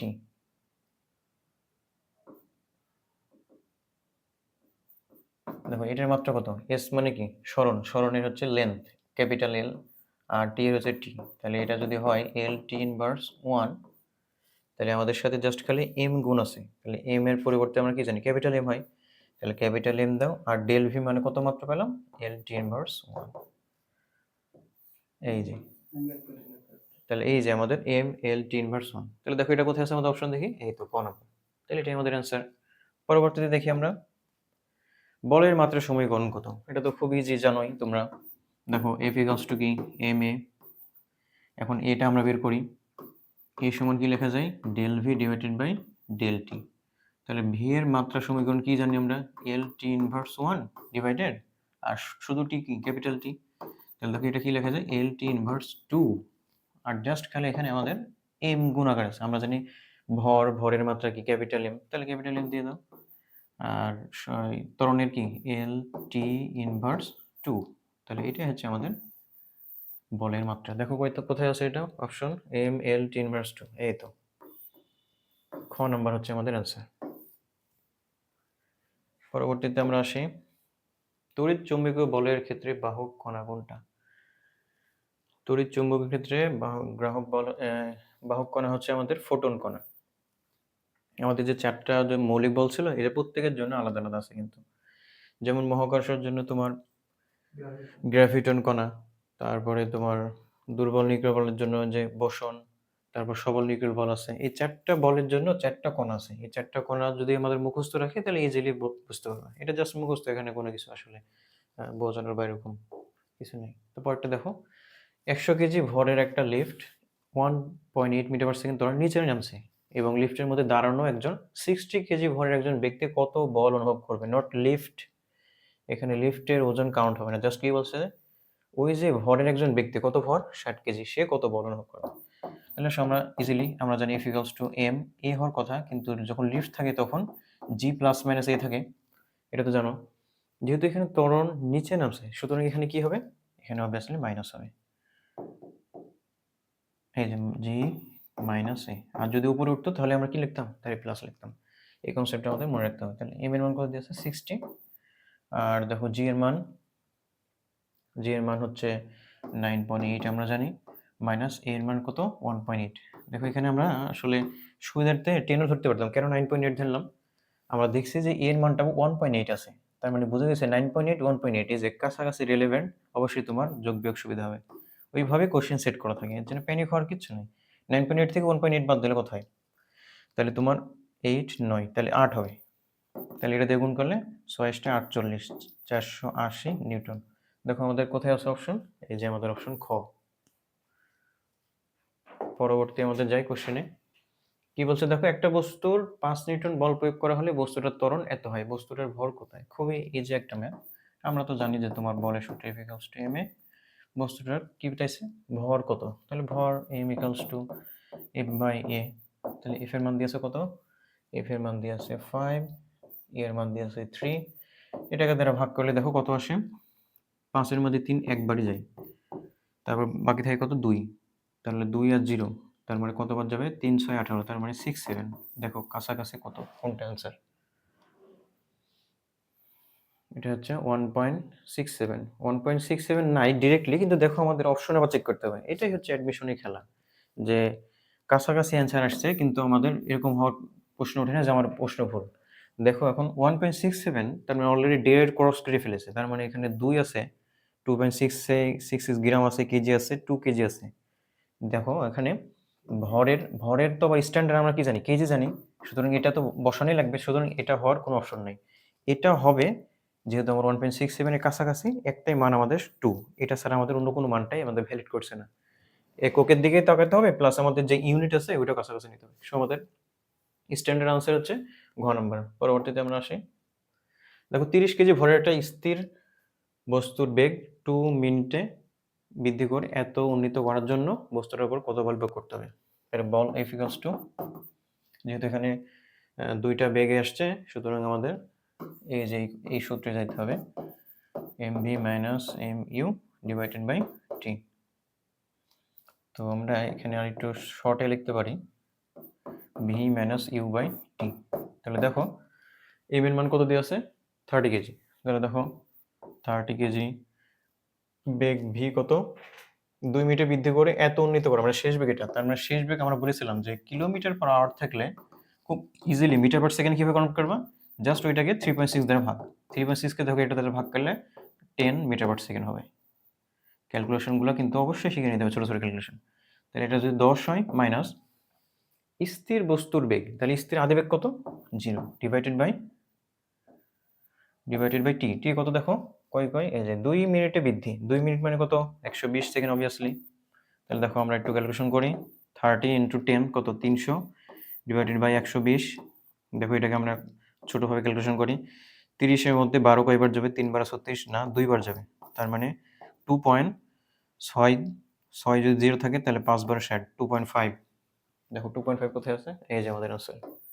এইভাবে আমাদের দেখো ক্যালকুলেটর ছাড়া ম্যাথগুলো এইভাবে হয়ে যাবে। অনেক সময় একদম অ্যাকুরেট না হয় এই অ্যান্সারটাই যদি মনে করে থাকতে হবে যে 2.3, 2.3 বাকিগুলো হয়ে থাকে, তার মানে অ্যান্সার আমার কিন্তু 2.3 হইতো, মনে রাখতে হবে। কাছাকাছি অ্যান্সার হলেও কিন্তু আমাদের অ্যান্সার আছে। অ্যাডমিশনে এভাবেই তোমাকে বিভিন্নভাবে কোশ্চেন সেট করা হয়। তবে একটা বস্তুর উপর 5 নিউটন বল 10 সেকেন্ড ক্রিয়া করে ভরবেগের পরিবর্তন। তাহলে ভরবেগের পরিবর্তন নিয়ে আমার যে ফর্মুলাটা আছে লিখে ফেলি। ফর্মুলা হচ্ছে ft equals to mv minus mu। তাহলে ভরবেগের পরিবর্তন এই যে এটা, তাহলে এটা সমান আমরা কি জানি ft এর মান দেখো দেওয়া আছে, f এর মান 5, t এর মান দেওয়া আছে কত 10, তাহলে 5 10 50। এবং এখানে অবশ্যই এককটা বসাইতে হবে কেজি মিটার পার সেকেন্ড। দেখো ইজিলি ভরের একক কি কিলোগ্রাম, বেগের একক কি মিটার পার সেকেন্ড, সুতরাং কেজি মিটার পার সেকেন্ড। তাহলে আমাদের ইউনিটগুলো চেক করতে হবে, কোথায় আছে 50, এই যে 50 কেজি মিটার পার সেকেন্ড। দেখো এখানে যদিও সেকেন্ডটা উল্লেখ নাই, কিন্তু আমাদের এইদিকে আবার তাকাইতে হবে যে 50 কোথাও নাই, সুতরাং আমি এবার অ্যান্সার কিন্তু খ। কতভাবে মানে বিভিন্নভাবে কনফিউশন হয়ে যাবে, কিন্তু ওইভাবে আমাদের অ্যান্সারটা দিতে হবে কাছাকাছি। ভরবেগের এসআই একক কত, ভরবেগের এসআই একক মাত্রই পড়লাম আমরা কেজি মিটার পার সেকেন্ড, এটা হচ্ছে আমাদের এসআই একক। দেখো 100 নিউটন বল 25 কেজি ভরের একটা বস্তুর ওপর 5 সেকেন্ড ক্রিয়া করে বেগের মান কত। তাহলে আমরা সূত্র জানি F equals two m a, এর পরিবর্তে আমরা কি বসাবো এবার dv বাই dt। কেন বলছে দেখো বেগের মান কত হবে, তাহলে বেগের মান এখান থেকে আমাদের বের করতে হবে। তোমার নিউটন দিয়ে আছে 100 নিউটন, ভর দিয়ে আছে 25 কেজি, আর ডিভি এর মানটা তো বের করতে হবে, আর ডিটি এর মান দিয়ে আছে 5 সেকেন্ড। তাহলে এটাকে আমরা যদি কাটাকাটি করি 5 5 25, তাহলে এটা এর সাথে গুণ আছে, এ পাশে গেলে ভাগ হয়ে যাবে। তার মানে ultimate D V equals to 5 20 100 20 metre per second. দেখো আমাদের অ্যান্সার কোথায় আছে, ক নম্বর, এটাই আমাদের অ্যান্সার। জাস্ট ক্যালকুলেশন, ছোটো ছোটো ক্যালকুলেশন ছোটো ছোটো কি করবা, দেখবে এই যে ম্যাথগুলো হয়ে যাবে। পরবর্তীতে দেখো নিউটনের গতির দ্বিতীয় সূত্র F ইকুয়ালস টু ma অনুসারে F 0 হলে, F যদি কোনোভাবে 0 হয়, তাহলে আমরা একটু আগে এরকম একটা কনসেপ্ট দিলাম যে সাপোজ দেখো F ইকুয়ালস টু ma, তাহলে এখানে যদি কোনো ক্রমে বলটা 0 হয়ে যায়, বস্তুর ভর তো 0 হতে পারে না, কিন্তু ভরের কোনো এখানে আমাদের কিছু নাই। দেখো কিন্তু আমাদের অন্য কনসেপ্ট আছে বেগের বিষয়টা, বেগ ধ্রুবক হবে, বেগ 0 হবে, বেগ পরিবর্তনশীল হবে, কোনোটি নাই। তাহলে আমরা জানি আবার যে a মানে কি লেখা যায়, a মানে dv বাই dt লেখা যায়, সময় শূন্য, কিন্তু বেগটা আমাদের কখনোই শূন্য হবে না, বেগ ইকুয়ালস টু কনস্ট্যান্ট অলওয়েজ, অথবা ধ্রুবক। তাহলে দেখো আমাদের কোনটা হবে, এই যে বেগ, ক নাম্বার অ্যান্সার। পরবর্তীতে দেখো তড়িৎ চুম্বকীয় বলের আপেক্ষিক সবলতা কত, এই যে একটু আগে বললাম যেটা তোমার মানগুলো মুখস্থ রাখতে হবে। তড়িৎ চুম্বকীয় বল, দুর্বল নিউক্লিয়ার বল, সবল নিউক্লিয়ার বল, আর হচ্ছে মহাকর্ষ বল। তড়িৎ চুম্বকের মান হচ্ছে 10^13, তারপর দুর্বলের মান হচ্ছে তোমার 10^39, এটা হচ্ছে দুর্বল, আর হচ্ছে 10^41, এটা হচ্ছে সবল। এই মানগুলো একটু মুখস্থ যদি করে নাও, তাহলে যে কোনো ভাবে দিলে এগুলা পারবা, আশা করা যায়। তো দেখো 30 কেজি ভরের একটা বস্তুর উপর কত নিউটন বল প্রয়োগ করলে 1 মিনিটে এর বেগ এত বৃদ্ধি হবে। তাহলে দেখো আমরা F ইকুয়ালস টু সূত্র জানি ma এর পরিবর্তে কি লিখতে যাবেন? D V by D T. তাহলে এম এর মান দেখো কত দিয়েছে? এর মান দিয়েছে 30, ডিভি এর মান এই যে 36 কিলোমিটার পার আওয়ার। এটা খুবই ইজি কনসেপ্ট শিখাইছি। এটাকে জাস্ট কি করবা? 3.6 দ্বারা ভাগ করবা, কত হবে? 10। তাহলে 10 বসাও, ডিভাইড বাই টি কত? 1 মিনিট। 1 মিনিট মানে কত? 60 সেকেন্ড, আমরা তো জানি। তাহলে 30 একে 30, 30 2 গুণ 60, 2 একে 2, 5 2 গুণ 10। একদম ইজি কনসেপ্ট। 5 নিউটন। 5 নিউটন কই আছে দেখো? এই যে এটাই হচ্ছে আমাদের আনসার। পরবর্তীতে আসো। 2 মিটার পার সেকেন্ড ত্বরণে উপরে উঠন্ত একটা লিফটে একটা লোক দাঁড়ানোর ফলে ঊর্ধ্বমুখী বল 1180 নিউটন হলে লোকটার ভর করত। কোন দিকে উঠছে লিফট? উপরে। উপরে উঠলে আমরা কি জানি? উপরে উঠলে প্লাস জি, আর নিচে আসলে মাইনাস জি। এগুলো মনে রাখতে হবে। তাহলে দেখো এখন কনসেপ্টটা, তাহলে কি বলছে আমাদের ভর কত, তাই না? তাহলে আমরা সূত্র জানি, F equals to m g plus a। তাহলে আমার যেহেতু কি যাচ্ছে ভর, তাহলে ভরটাকে আলাদা করে নাও, F divided by g plus a। তাহলে এফ এর মান কত দিয়েছে? এফ এর মান দিয়েছে 1180 ডিভাইডেড জি এর মান দিয়েছে, জি এর মান দিয়ে নাই অ্যাকচুয়ালি, আমরা জানি স্ট্যান্ডার্ড যেটা 9.8 যোগ কত দিয়েছে? এই ত্বরণ দিয়েছে 2। তাহলে দেখো 1180 ডিভাইডেড বাই 9.8 আর 2 যোগ করলে কত হয়? 11.8। তাহলে এই যে দশমিকটাকে আমরা ইজিলি এভাবে সাধারণ ভগ্নাংশে প্রকাশ করবো। দেখো তাহলে 1180 নিচে কত? 118 লিখলাম, ইন্টু দশমিক উঠে গেলে 1 আর 0। তাহলে দেখো এটা দিয়ে যদি এটাকে ভাগ করো একবার যায়, তাহলে 1 0 1 10, তাহলে 10 10 কত? 100। একদম ইজি একটা ক্যালকুলেশন। তাহলে আমাদের বস্তু যেহেতু ভর চাইছে কত, তাহলে এই যে আমাদের খ নম্বরটা আমাদের আনসার। পরবর্তী ম্যাথটা দেখো, এ বি সি সমান ভর বিশিষ্ট তিনটা খণ্ড এ বি সি দড়ির দ্বারা চিত্রে প্রদর্শিত রূপে সংযুক্ত। খণ্ড সি এফ বল দ্বারা টানা হলে সম্পূর্ণ ব্যবস্থাটি ত্বরিত হয়। ঘর্ষণ উপেক্ষা করলে খণ্ড বি এর উপর মোট বল কত? তাহলে দেখো আমাদের তিনটা বল এ বি সি, এই তিনটা বলকে একটা বল দ্বারা টানছে। তার মানে এদের মধ্যে একটা সমন্বিত ত্বরণ বা একটা ত্বরণ কাজ করবে। তাহলে ওইটা আমাদের আগে বের করি। তাহলে বিষয়টা কেমন দেখো, যে এফ ইকুয়ালস টু এম এ, কিন্তু এখানে কয়টা বস্তুর ভর হবে? কারণ তিনটা বস্তুকে একসাথে টানছে, তাহলে ভর কয়টা হবে? অবভিয়াসলি তিনটা হবে। তাহলে 3m a ডিভাইডেড, আচ্ছা এমটাকে আমরা ক্যাপিটাল এম দিই, 3m a, আর এখানে তো f আছে। তাহলে এর মান কত হবে? এর মান হচ্ছে f বাই 3m। তাহলে এখন আমাদের বলছে দেখো বি এর উপর মোট বল কত হবে বি এর উপর। তাহলে বস্তু বি এর ক্ষেত্রে, তাহলে বি এর জন্য আমরা কি লিখবো? মোট বল F equals to ma। তাহলে যখন বি বল দেখো, এই যে বি বল পর্যন্ত, তার মানে বি বলের উপর যখন একটা বল ক্রিয়া করবে তখন সর্বোচ্চ তার মানে ফোর্সটা কোন পর্যন্ত কাজ করবে? এই পর্যন্ত। তাহলে এই পর্যন্ত হলে কয়টা বল নিয়ে সে টানছে? দুইটা বল। তাহলে এখানে কয়টা এম হবে? অবভিয়াসলি দুইটা এম। তাহলে এখানে এমটাকে আমরা 2m দ্বারা ইয়া করলাম, আর এ তো এ। এখন এর মান তো আমরা আগে বের করে নিয়েছি, কারণ এই ত্বরণ তো নিট ত্বরণ মানে টোটালটার উপরে, আর এটা যখন বের করছি এটা তো শুধু বি। তাহলে 2m ইন্টু এর মান কত দেখো? f divided by 3m। 3m, তাহলে am কেটে দাও, তাহলে অ্যান্সার আলটিমেট কত? 2f divided by 3। দেখো তো এটা আমাদের কোথায় অ্যান্সার আছে?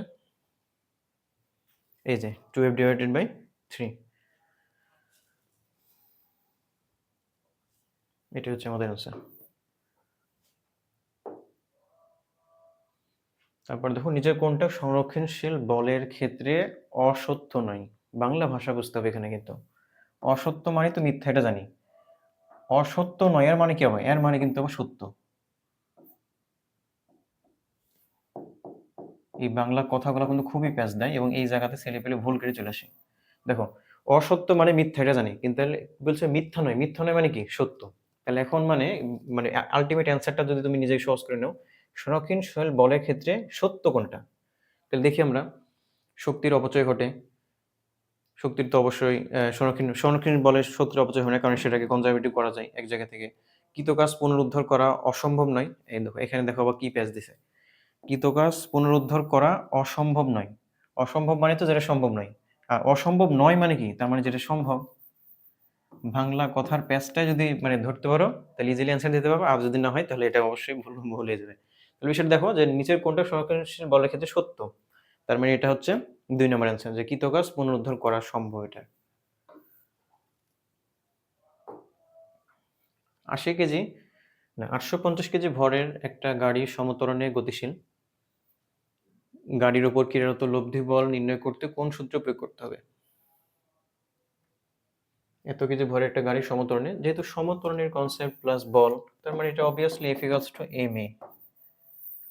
এই যে ত্বরণ আর বল সম্পর্ক, এটা আমরা কোথায় থেকে পাই? নিউটনের সেকেন্ড ল। তো অবভিয়াসলি আমাদের অ্যান্সার কোনটা হবে ভাইয়া? নিউটনের দ্বিতীয় সূত্র। ঠিক আছে। মহাকর্ষ বলের সাপেক্ষে দুর্বল নিউক্লিয় বলের আপেক্ষিক তীব্রতা কত? মহাকর্ষ বলের আপেক্ষিক তীব্রতা হচ্ছে 1। এর সাপেক্ষে যদি বলি যে তোমার নিউক্লিয় দুর্বল বল যেহেতু 10⁻30, এটাই হচ্ছে আমাদের আনসার। এগুলো হচ্ছে মুখস্থ, মানে একটু আগে আমরা বলেছিলাম, মনে রাখবে। এটা হচ্ছে আরো যেগুলো আছে এগুলো তোমার একটা দুর্বল একটা সবল মহাকর্ষ। 30 কেজি ভর বিশিষ্ট একটা বস্তুর 250 নিউটন বল 5 সেকেন্ড ক্রিয়া করলে বস্তুটার ভরবেগের পরিবর্তন কত? তাহলে আমরা এটা সূত্র কি জানি? একটু আগে লিখলাম এরকম সূত্র, F equals two mv minus mu। এটা হচ্ছে আমাদের ভরবেগের পরিবর্তন। তাহলে আমরা F আর T লাগবে। F এর মান দেখো 250 নিউটন ইন্টু T কত দিয়েছে? 5 সেকেন্ড। তাহলে 5 5 125 আর শূন্যটা দিয়ে দাও, তার মানে 1250 কোথায় আছে দেখো। এবং অবভিয়াসলি যেহেতু ভরবেগের পরিবর্তনের আমরা ইউনিট আমরা একটু আগে দেখে এসেছি কেজি মিটার পার সেকেন্ড। তার মানে এটার সাথে দেখো তো রিলেভেন্ট কোনটা? 1250 কেজি মিটার পার সেকেন্ড, এক নম্বরটা দেখো। 2 নম্বরটা 1250 কিন্তু মিটার পার সেকেন্ড স্কোয়ার। তো আমাদের এটা অবশ্যই খেয়াল রাখতে হবে। পরীক্ষার হলে মাথা ঠিক থাকে না, তখন দেখা যাচ্ছে যে এইভাবে আমরা 1250 বের হয়েছে উনি টস করে দাগাই দিই, কিন্তু আসলে ফলো করি না যে ইউনিট কি দেওয়া আছে। কোনটা সর্বাপেক্ষা দুর্বল বল? আমরা হচ্ছে সবল বল না দুর্বল বল, এটা আমাদের আপেক্ষিক যে তীব্রতা আছে এটার মান দেওয়া আছে। জানো যে মৌলিক বল যে 4টা আছে, ওইটা 4টার মান সবচেয়ে কম হচ্ছে তোমার মহাকর্ষ বল, এরপরে হচ্ছে তড়িৎ চুম্বক বল, তড়িৎ চুম্বক বল, এরপরে হচ্ছে দুর্বল নিউক্লিয় বল, দুর্বল নিউক্লিয় বল, আর এরপরে হচ্ছে সবল নিউক্লিয় বল। এই যে সিকোয়েন্সটা, এটা যদি মনে রাখো, কোশ্চেন যেভাবে আসুক না কেন অবশ্যই অ্যান্সার দিতে পারবা। সর্বাপেক্ষা দুর্বল বল, সবচেয়ে মহাকর্ষ বল, তারপর তড়িৎ চুম্বক, তারপর দুর্বল, তারপর সবল নিউক্লিয়। এই জিনিসটা মনে রাখবা, যেভাবে এমসিকিউ আসুক না কেন অবশ্যই দেওয়া যাবে। এমনও হতে পারে যে এই যে পরের দুইটা দিল, মানে তড়িৎ চুম্বক আর দুর্বল দিল, আর বাকি দুইটা অন্য দিল, দিদি বললো যে কোনটা সর্বাপেক্ষা দুর্বল, কিন্তু তোমাকে তো সিকোয়েন্স জানতে হবে। তাহলে তুমি পারবা যে আসলে সবচেয়ে দুর্বল মহাকর্ষ, তার চেয়ে একটু শক্তিশালী তড়িৎ, তার চেয়ে একটু দুর্বল, একদম শক্তিশালী সবল। সবল মানে সে সবলই আসলে। দেখো, প্রফেসর আব্দুল সালাম এবং স্টেফেন ওয়াইফিন বার্ড কোন বল দুইটাকে একীভূত করেছেন? এই দুইজন বিজ্ঞানী আছে, তারা হচ্ছে তোমার তড়িৎ চুম্বক বল আর দুর্বল নিউক্লিয় বল, এই দুইটা বলকে তিনি একই যে বল এটা প্রমাণ করেছেন এবং তারা নোবেল পুরস্কার পেয়েছেন। এ সম্পর্কে বিস্তারিত জানতে তাদের বিভিন্ন আর্টিকেল আছে, দেখার চেষ্টা করবেন। এই দুইজন বিজ্ঞানী বলছেন যে এই দুইটা বল বলতে কিছু না, এই দুইটা জিনিস একই বল, এবং তারা এটা প্রুভ করে দেখাইছে। তো এই যে এটা মুখস্থমান, যে প্রফেসর আব্দুল সালাম এবং স্টেন ওয়াইনবার্গ এই দুইটা বলকে একই দেখাইছেন। দেখো, হিস প্রক্রিয়া এক ধরনের কি? হিস হচ্ছে একটা একটা প্রসেস, এটা হচ্ছে তোমার ভর তৈরির বিক্রিয়া, এটা মুখস্থ রাখতে হবে। দেখো, বায়ুতে 1 বাক্স তুলার ওজন এবং 4টা লোহার বলের ওজন প্রতি ক্ষেত্রে ঠিক 1 কেজি দেখা গেল। এখন বলছে যে তুলার ভর এবং লোহার বলগুলোর ভর সমান, তুলার ভর বেশি, ভরের তুলনায় বলের সংখ্যার উপর নির্ভর করবে। এখন দেখো আমরা একটু কোশ্চেনটা বোঝার চেষ্টা করি। বায়ুতে 1 বাক্স তুলার ওজন এবং 4টা লোহার বলের ওজন প্রতি ক্ষেত্রে ঠিক 1 কেজি দেখা গেল। তার মানে এই বক্সের ওজন 1 কেজি, লোহার ওজন কত? 1 কেজি। তার মানে বিষয়টা কেমন দাঁড়ালো যে তুলার ভর এবং লোহার ভরগুলোর ভর কি সমান। তার মানে কনসেপ্ট আমাদের দেয়াই আছে উদ্দীপকে, জাস্ট খালি এটা খালি সাজাই দিয়েছে যে কোনটা ঠিক। আশা করি বুঝতে পেরেছ। পরবর্তীতে আসো, দুর্বল নিউক্লিয় বল সৃষ্টি হয় কিসের জন্য? দুর্বল নিউক্লিয় বল সৃষ্টি হয় বিটা ক্ষয়ের জন্য। এটা মনে রাখতে হবে, একদম মুখস্থ মান। পরবর্তীতে দেখো কেন্দ্রমুখী বল দ্বারা সম্পাদিত কাজ কেমন হয়? কেন্দ্রমুখী বল দ্বারা সম্পাদিত কাজ শূন্য হয়। কেন শূন্য হয়? কারণ কেন্দ্রমুখী বল সবসময় লম্বভাবে ক্রিয়া করে। আর লম্বভাবে ক্রিয়া করলে আমরা জানি যে সম্পাদিত কাজ কি হয়? শূন্য হয়। তারপর নিউক্লিয়াস গঠনের জন্য দায়ী বল কোনটা? নিউক্লিয়াস গঠনের জন্য দায়ী হচ্ছে সবল নিউক্লিয় বল।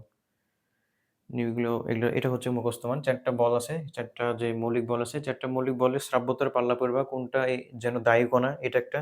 দ্বিতীয় আরেকটা হচ্ছে এখান থেকে কোন কণা নিঃসৃত হয় এবং এটার জন্য কি সৃষ্টি হয়। এই ৪ টা কনসেপ্ট একটা সুন্দর টেবল আছে। প্রত্যেকটা বইয়ে দেখবে, তুমি যেই বই ফলো করো না কেন, শাহজাহান তপন বলো, ইসাকের বই বলো, যেটাই, সবগুলাই একই। আণবিক গঠনের জন্য দায়ী বল তড়িৎচুম্বকীয় বল। এটা হচ্ছে আমাদের সেই একই কনসেপ্ট।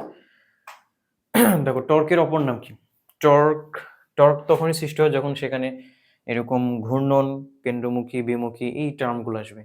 তাহলে অবভিয়াসলি টর্কের হচ্ছে তোমার অপর নাম ঘূর্ণন বল। তারপর দেখো ইউরেনিয়াম, থোরিয়াম, তারপরে এইসব মৌলিক পদার্থের তেজস্ক্রিয় ভাঙন ঘটে কোন বলের কারণে? এটা হচ্ছে দুর্বল নিউক্লিয় বলের কারণে ইউরিয়াম, থোরিয়াম আর মৌলিক পদার্থে তেজস্ক্রিয় ভাঙন ঘটে। এটাও একটা তোমার মুখস্থ একটা টপিকস।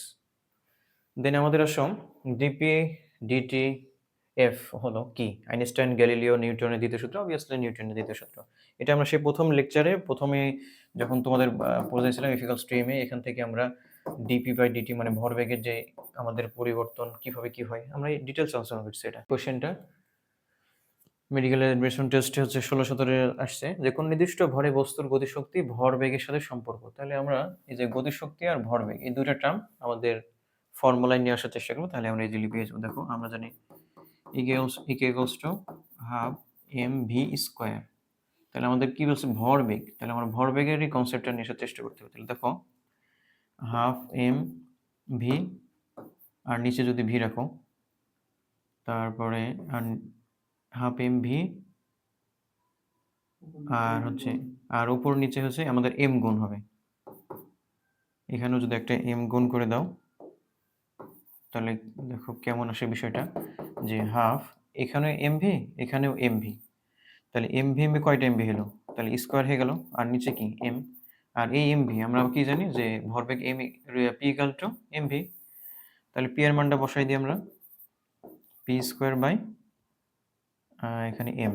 তাহলে দেখো আমাদের চাইছিল যে গতিশক্তির সাথে ভরবেগের সম্পর্ক। তাহলে আমার গতিশক্তি ই কে আর হচ্ছে ভরবেগ এই যে পি স্কোয়ার। তাহলে আমরা যদি এই হাফ তো নিজেই কনস্ট্যান্ট, বস্তুর ভর যদি কনস্ট্যান্ট রাখি তাহলে কেমন হচ্ছে? ই কে সমানুপাতিক পি স্কোয়ার। তার মানে কেমন হলো?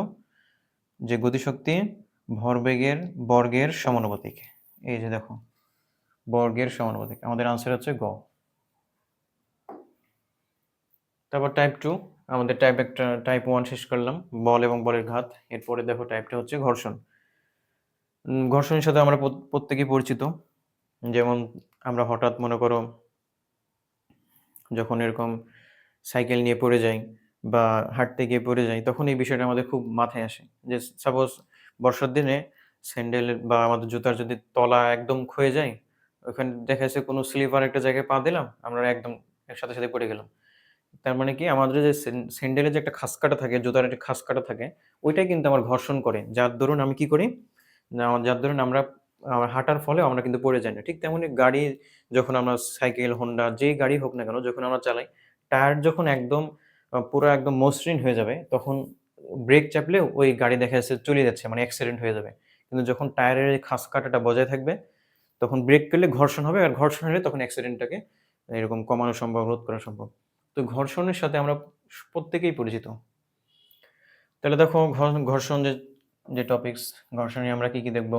স্থিতি ঘর্ষণ, কোনো তল এবং তলের উপর অবস্থিত কোনো বস্তুর মাঝে আপেক্ষিক গতি সৃষ্টি হওয়ার পূর্বে পর্যন্ত যে ঘর্ষণ, তাই হচ্ছে স্থিতি ঘর্ষণ। স্থিতি ঘর্ষণ হচ্ছে স্থিতি ঘর্ষণ গুণাঙ্ক আছে, স্থিতি অংশ মিউ এস দ্বারা প্রকাশ করা হয়। এই স্থিতি ঘর্ষণ বলও আছে, স্থিতি ঘর্ষণ বল F equals to mu S R. এগুলো আমরা আস্তে আস্তে পড়বো। স্থিতি ঘর্ষণ বলের সর্বোচ্চ মানে হলো সীমান্তিক ঘর্ষণ বলের মান। এগুলো অনেক কনসেপ্ট আছে, এগুলো আমরা আস্তে আস্তে দেখব। এই যে যখন বস্তু চলতে থাকবে তখনই গতি ও ঘর্ষণ বল ক্রিয়া করবে।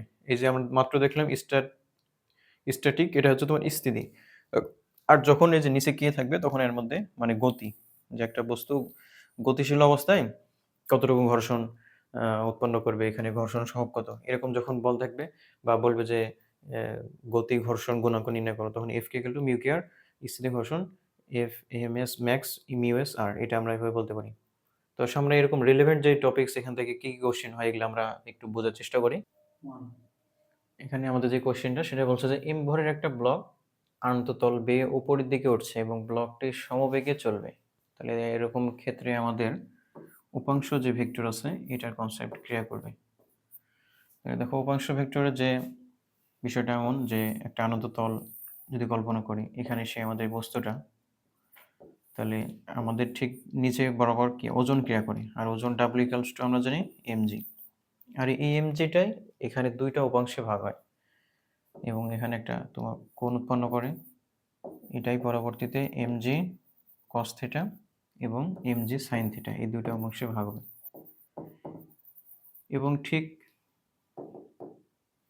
এমজি সাইন থিটা এবং ঠিক এর বিপরীতেই আমাদের যে এফ বল সেটা ক্রিয়া করবে। এখন যেহেতু বলছে যে সমবেগ মানে বেগটা একইভাবে চলবে, তাহলে ব্লকটি সমবেগে চলবে, তাহলে এফ এর মানটা কত? পরবর্তীতে আমরা যে এই এফ আর এমজি, এই এফ আর এমজি ইকুয়াল হবে এবং এটাই আমাকে সমবেগে এই বস্তুটাকে সামনের দিকে নিয়ে যাবে। তাহলে আমাদের এটার আনসার দেখো, তাহলে কোথায় আছে, এই যে খ নম্বর এমজি সাইন থিটা। আশা করি বুঝতে পারছো। পরবর্তীতে দেখো ৮০ কেজি ভরের একটা বাক্সকে ৬০০ নিউটন আনুভূমিক বলে মেঝের ওপর দিয়ে টানা হচ্ছে। চলন্ত অবস্থায় বাক্স এবং মেঝের মধ্যবর্তী সহগ এত হলে বাক্সের ত্বরণ কত? তাহলে আমরা জানি এক্ষেত্রে সূত্র প্রযুক্ত বল F equals to ঘর্ষণ বল মাইনাস MA। তাহলে এখান থেকে আমরা F equals to যদি MA বসাই, FK মাইনাস MA, আর এখানে যেহেতু যে ঘর্ষণ গুণাঙ্ক আছে যেন এটা আমাদের গুণ হয়ে যাবে, এখানে mg μs, mg μs। তাহলে এখন দেখো আমাদের বের করতে বলছে কি ত্বরণ, তাহলে ত্বরণ A equals to কি হবে, FK মাইনাস মানে ঘর্ষণ বল mg μs ডিভাইডেড বাই আমাদের সেই ভর। তাহলে দেখো এখন আমাদের এই যে ঘর্ষণ বলের মানটা দিয়ে আছে কত, এই যে আনুভূমিক বলে এতর উপর টানা হচ্ছে ৬০০ নিউটন বলে টানা হচ্ছে, এবং এখানে যখন বলটা টানা হচ্ছে তখন অবশ্যই আমাদেরকে একটা ঘর্ষণ দিচ্ছে। তাহলে আবার এম এর মান কত দিয়ে আছে, এম এর মান দিয়ে আছে ৮০ কেজি ইন্টু জি এর মান কত আমরা জানি 9.8 ইন্টু মিউএস কত দিয়ে আছে 0.5। তো আমাদের হিসাবের সুবিধার্থে এখানে আমরা 9.8 না ধরে আমরা 10 ধরে নিই, এতে করে আমাদের সহজ হবে। তাহলে দেখো যদি এখানে 9.8 নিই, 9.8 না নিয়ে আমরা 10 নিব, তাহলে এখানে 10 বসাচ্ছি আর 0.5 ডিভাইডেড বাই এম এর মান কত দিয়ে আছে 80। যদি একটু বড় লেখছে ক্যালকুলেশন, কিন্তু আসলে খুব সোজা। দেখো এখানে 600 মাইনাস 80 ইন্টু 10, 80 ইন্টু 10 মানে কত 800, 800 থেকে 0.5 মানে কত, তার মানে 400 হয়ে গেল। তাহলে 600 মাইনাস 400 ডিভাইডেড বাই 80, দেখো একদম ইজি চলে এসছে। তাহলে 600 থেকে 400 বাদ দিলে কত হয় 200, 200 বাই কত 80, এটাকে যদি একটু ছোট করো তাহলে 0 0 কেটে গেল। তাহলে 20-এর মধ্যে 8 কয় বাদ যায়, 2 বাদ যাবে, 8 দুগুণে 16 পয়েন্ট থাকে 4, আর 4 যদি দশমিক একটা 0 আসে তাহলে 5 আসছে 40 মানে 2.5। দেখো তো আমাদের এরকম কোনো অ্যান্সার আছে কি, এই যে আমাদের কাছাকাছি অ্যান্সার কোনটা 2.6, তাহলে এটাই হচ্ছে আমাদের অ্যান্সার। তারপরে দেখো বরফের উপরে সাইকেল চালাতে অসুবিধা হওয়ার কারণ কি? অপশনগুলো কি কি দিয়েছে, বরফের পৃষ্ঠচাপ কম, তাপ কমে যায়, বরফের ওপর বায়ুর চাপ কম, বরফের ঘর্ষণজনিত বল অতিরিক্ত কম। হ্যাঁ, যখন দেখো বরফের ওপর যখন কেউ চলাফেরা করে তখন এত স্লিপার মানে এত স্লিপ কাটে যে যেটা শ্যাওলা জমলে যদি কোথাও আমরা পা দিই এই পরিমাণ জমে না। কেন? কারণ ওইখানে ঘর্ষণ নাই বললেই চলে। এর জন্য বলছে যে বরফের ঘর্ষণজনিত বল অতিরিক্ত কম, শুধু কম না। এখানে যদি কম থাকতো সে কথা একটা অপশন থাকতো, কিন্তু এত কম যে ওই জায়গাতে কোনো কিছুই আসলে আটকায় না। দেখা যাচ্ছে যে একটা খুব মানে অমসৃণ মানে অনেক খাঁজকাটা একটা টায়ার নিয়েও যদি তুমি ওখানে গাড়ি চালাও দেখবে যে খুব এমনভাবে স্পিড করবে, স্লিপ কাটবে যে অনেক দূরে যেয়ে পড়বে। তো বিষয়টা এমন যে বরফের উপর দিয়ে শুধু সাইকেল না মানুষ চলতে লাগলে অনেক সময় পড়ে যায়। এগুলা শুধু সাধারণত যেগুলা উত্তর মেরুতে আছে, যেগুলা বরফ ঢাকা কান্ট্রি ওই জায়গাতে গেলে এই বিষয়গুলো বোঝা যায়। তার মানে যে বরফের উপর দিয়ে যদি সাইকেল চালাই তো সেটা অসুবিধার মেইন কারণটা কি? যে বরফের ঘর্ষণজনিত বল অতিরিক্ত কম। পরবর্তীতে আসুন। বাহ্যিক বল শূন্য হলে কোনটা ঘটে? বাহ্যিক বল যদি শূন্য হয় তাহলে ভরবেগ ধ্রুব থাকে। যেমন দেখো আমরা ১ম এ পড়েছিলাম ডিপি বাই বা del P by D T. Del P by del T. এখানে যদি আমাদের বলটা শূন্য হয়ে যায়, সময়কেও যদি আমাদের শূন্য ধরি, তাহলে আল্টিমেট আমাদের কনস্ট্যান্ট কি থাকে? Del P. Del P equals to আমাদের কনস্ট্যান্ট। আর পি মানে ভরবেগ। তাহলে এখানে আমাদের অপশন দেখো, ভরবেগ কি থাকবে? ধ্রুব থাকবে। এটা হচ্ছে আমাদের আনসার। ডেল পি হচ্ছে তোমার ধ্রুবক এবং এটা হচ্ছে পি মানে ভরবেগ, সুতরাং এটা হচ্ছে আমাদের আনসার। পরবর্তীতে আসি আমরা। পরবর্তীতে দেখা যাচ্ছে দুইটা তলের মধ্যকার স্থির ঘর্ষণ কোণ ৬০ ডিগ্রি হলে তাদের ঘর্ষণ গুণাঙ্ক কত? তাহলে ঘর্ষণ গুণাঙ্কের সূত্র হচ্ছে mu equals to tan theta. একদম ইজি কনসেপ্ট একটা। তাহলে ট্যান, তো ট্যান আর থিটার মান কত দিয়েছে? ট্যান ৬০। তাহলে ট্যান ৬০ ডিগ্রির মান আমরা কত জানি? ট্যান ৬০ ডিগ্রির মান হচ্ছে √3। তো দেখো অ্যান্সার কোথায় আছে? এই যে অ্যান্সার হচ্ছে 1। এটা অনেক সময় এমনও থাকতে পারে যে তোমার √3 আসছে, √3 মানটা √3 না লিখে দেখা যাচ্ছে 1.73 এরকম কিছু লিখছে। সুতরাং এক্ষেত্রে মনে রাখবা √3 এর মানটা কত? এরকমও থাকতে পারে। অ্যাডমিশন অনেকভাবেই মানে প্যাচ দিতে পারে। সুতরাং এই √3 এর মান যে কত এটা আমাদের মুখস্থ রাখতে হবে। অনেক সময় এরকম অপশন না দিতে পারে। ডিরেক্ট মানটা দিয়ে দিবে যে 1 পয়েন্ট সামথিং। তারপরে দেখো ৩ কেজি ভরের একটা ব্লকে একটা আনুভূমিক তলের উপর দিয়ে কত বলে টানলে বস্তুটা সমবেগে চলবে এবং বলছে গতি ও ঘর্ষণ গুণাঙ্ক 0.1। তাহলে দেখো আমরা সূত্র জানি ইফিকাল টু মিউ এস আর। মিউ এস আর মানে হচ্ছে এমজি। তাহলে ঘর্ষণ গুণাঙ্ক কত দিয়েছে আমাদের? 0.1। 0.1 ইন্টু বস্তুর ভর কত দেওয়া আছে? বস্তুর ভর দেওয়া আছে 3। আর জি এর মান আমরা আমাদের হিসাবে সুবিধার্থে 9.8 না ধরে 10 ধরি। তাহলে 10 যদি ধরি তাহলে দেখো কত আসে? 0.1 যদি তুলে দাও তাহলে এখানে নিচে 10 10 10 কেটে গেল, তার মানে থাকে কত? 3। তাহলে দেখি আমাদের অপশন। আমাদের অপশন হচ্ছে এই যে 3 নিউটন আছে, আবার 2.94 নিউটন আছে। তাহলে আমাদের অ্যান্সার কোনটা হবে? অ্যান্সার হচ্ছে যদি জি 9.8 ধরি তাহলে এখানে দেখো মানে 0.2 আমরা কম ধরেছি। 0.2, তাহলে 0.2 যদি কম ধরি তাহলে কাছাকাছি হচ্ছে আমাদের 2.9496। তাহলে এটাই হচ্ছে আমাদের অ্যান্সার। সুতরাং এই বিষয়গুলো খুবই ক্রিটিক্যাল যে আমার অ্যাকচুয়ালি অ্যান্সার কোনটা হবে। পরবর্তী আমাদের এই কোশ্চেনটা দেখো, এখানে বলছে যে ঘর্ষণ বল আর বস্তুর বেগ মধ্যকার কোণ কত হবে? তাহলে নরমালি যখন এরকম আমরা এরকম জমিনে হাঁটি বা কেউ হাঁটে মনে করো সাপোজ, তাহলে হাঁটার ফলে কি হবে? একটা নির্দিষ্ট বেগে ওই মানুষটা হাঁটছে এবং এর প্রতিক্রিয়া হিসেবে কি একটা ঘর্ষণ বল আছে। যখন আমরা হাঁটি তখন এই ঘর্ষণ বলটা ঠিক তার বিপরীত দিকে ক্রিয়া করে, যেটাকে আমরা এফ বলে থাকি ঘর্ষণ বল। তাহলে এই যে একটা বস্তুর বেগ আর একটা ঘর্ষণ বল, এটার মাঝখানে একটা সরলরেখিক তোমার অঙ্কন হয়েছে। আর সরলরেখিকের মান কত আমরা জানি? কোণ 180 ডিগ্রি। 180 ডিগ্রিকে পাইও বলা হয়ে থাকে রেডিয়ানে। এই যে তাহলে আমাদের আনসার হচ্ছে পাই। পরবর্তীতে আমরা দেখি ক্রিয়া প্রতিক্রিয়ার মধ্যবর্তী কোণের মান কত? এটা তো খুব সহজ। নিউটনের 3rd ল থেকে আমরা জানি যে যখন কেউ কোনো কিছু ক্রিয়া দেবে তার প্রতিক্রিয়া আসবে। বিষয়টা এমন যে ফুটবল, আমি দেয়ালে, এটা দেয়ালে মারছি, ওই দেয়ালে মারার পরে ওই দেয়াল আবার আমাকে একটা প্রতিক্রিয়া বল দেবে। আমি দিলাম এইদিকে বল, সে আমাকে দিল এইদিকে। তাহলে দিন শেষে এটাকে যদি আমরা একটু বর্ট করি তাই এখানে এটা সরলরেখা উৎপন্ন করছে আর এটার মানে হচ্ছে 180 ডিগ্রি। তাহলে দেখো কোথায় আছে? এই যে এটা অনেক সময় কিন্তু পায়েও থাকতে পারে, সুতরাং ঘাবড়ানোর কোনো কারণ নেই। পরবর্তীতে আমরা দেখি 2 কেজি ভরের একটা ভরের একটি ভি বেগে গতিশীল বস্তু অপর একটা স্থির বস্তুকে আঘাত করলো। সংঘর্ষের পরে উভয়ের বস্তু এত বেগে গতিশীল থাকলে প্রথম স্থির থাকা বস্তুটার ভর কত? খুবই ইজি একটা ম্যাথ। দেখো এটা হচ্ছে ভরবেগের সংরক্ষণশীলতার যে সূত্র আছে ওইটা ইউজ হবে। m1 u1 plus m2 u2 plus বস্তুর ভর m1 m2 v into m1 plus m2। তাহলে এখান থেকে আমাদের কি বলছে যে বস্তুটার ভর কত। আচ্ছা, এটা আমরা আগে কনসেপ্টটা সাজাই। দেখো m ভর, প্রথম বস্তু 2 কেজি, তারপর u1 কত, v বেগ, পরেরটা অপর একটা স্থির বস্তু, তার মানে এই পুরো টার্মটা কি হয়ে যাবে, আমার জিরো হয়ে যাবে। সুতরাং আমার এটাকে সহজ করে দিই, এটা আমাদের না লিখলেও হবে যেহেতু আমাদের পুরো টার্মটাই জিরো হয়ে যাচ্ছে।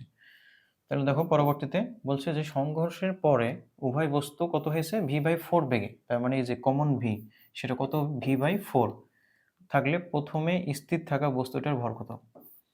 তার মানে হচ্ছে আমাদের প্রথমে স্থির থাকা, এই যে মানে m2 এর মানটা যাচ্ছে, তাহলে m1 এর মান কত আমরা জানি, দেওয়া আছে 2, তাহলে 2 প্লাস m2। তাহলে আমরা সলভ করলে আমাদের ম্যাথ হয়ে যাবে। তো এখানে 2v ইকুয়ালস টু v/4, ওই পক্ষে থেকে vb চলে যায়, এখানে 2 প্লাস m2। তাহলে আমরা একটু সহজ করি বিষয়টা। তাহলে এখানে থাকে 1/4, 1/4 ভিতরে গুণ হয়ে যাবে 2 ইন্টু m2/4, আর এদিকে তো আমাদের আছে আগে থেকে 2 আছে। তাহলে এটা যদি একটু আমরা সিম্পলিফাই করি, 2 দুগুণ 4, তাহলে 2 প্লাস m/2/4, তাহলে এই 2, তাহলে হচ্ছে আমার m2/4 আর হচ্ছে 4, 2 দুগুণ 4, এখন সরি এখানে আমাদের হাফ হবে, এটা কাটলে তো 2 হয় না, এখানে হাফ হয়, ঠিক আছে না। তারপরে দেখো তাহলে আমাদের এবার m2 এর মানটা যদি বের করতে চাই, তাহলে m2/4 সমান 2 এর থেকে আমাদের হাফ বাদ, 2 এর থেকে হাফ বাদ দিলে মানে নরমালি কত থাকে, ডেড থাকে, ডেডকে আমরা কিভাবে লিখতে পারি, 3/2 লিখতে পারি। তাহলে এদিকে আছে 3/2, এদিকে আছে আমার m/2/4, তাহলে আলটিমেট আমাদের যদি অ্যান্সারটা করতে চাই, দেখো m2 ইকুয়ালস টু 3/2 ইন্টু এই পাশে 4 আছে, অবশ্যই ভাগ গুণ হয়ে যাবে, তাহলে 2 দুগুণ 4, তাহলে 3 দুগুণ 6, তাহলে আমার আলটিমেট m2 এর মান কত আসলে 6 কেজি। তাহলে আমাদের অপশনটা চেক করি, এই যে আমাদের অপশন হচ্ছে গ নাম্বার আনসার। এটা খুবই রিসেন্ট কোশ্চেন ছিল। ভরবেগের মাত্রা কত? ভরবেগের মাত্রা আমরা জানি, ভরবেগ p ইকুয়ালস টু কি mv। আমরা জানি বেগের মাত্রা কত, l t ইনভার্স 1, এর সাথে অতিরিক্ত একটা শুধু m এসছে, ভর যে ক্যাপিটাল M, তার মানে আলটিমেট ভরবেগ কত আসে, mlt ইনভার্স 1, mlt ইনভার্স 1, এবং মাত্রাকে থার্ড ব্র্যাকেটের মধ্যে প্রকাশ করা হয়। এটা একটা রুলস মাত্রা লেখার, দেখে নিই, বা অনেক রুলস আছে। ত্বরণের ফলে বস্তুর গতিশক্তি এবং ভরবেগ কি হয়? ত্বরণের ফলে বস্তুর গতিশক্তি এবং ভরবেগ কি হয়?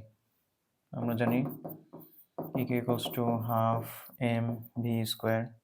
একটা বস্তু যখন একটা বেশি ত্বরণে যাবে তখন তার সাথে বস্তুর গতিশক্তিও বৃদ্ধি পাবে, ভরও বৃদ্ধি পাবে। এটার আরও একটা সলিড ইকুয়েশন আছে, সেটার দ্বারা আমরা বুঝতে পারি, সেটা হচ্ছে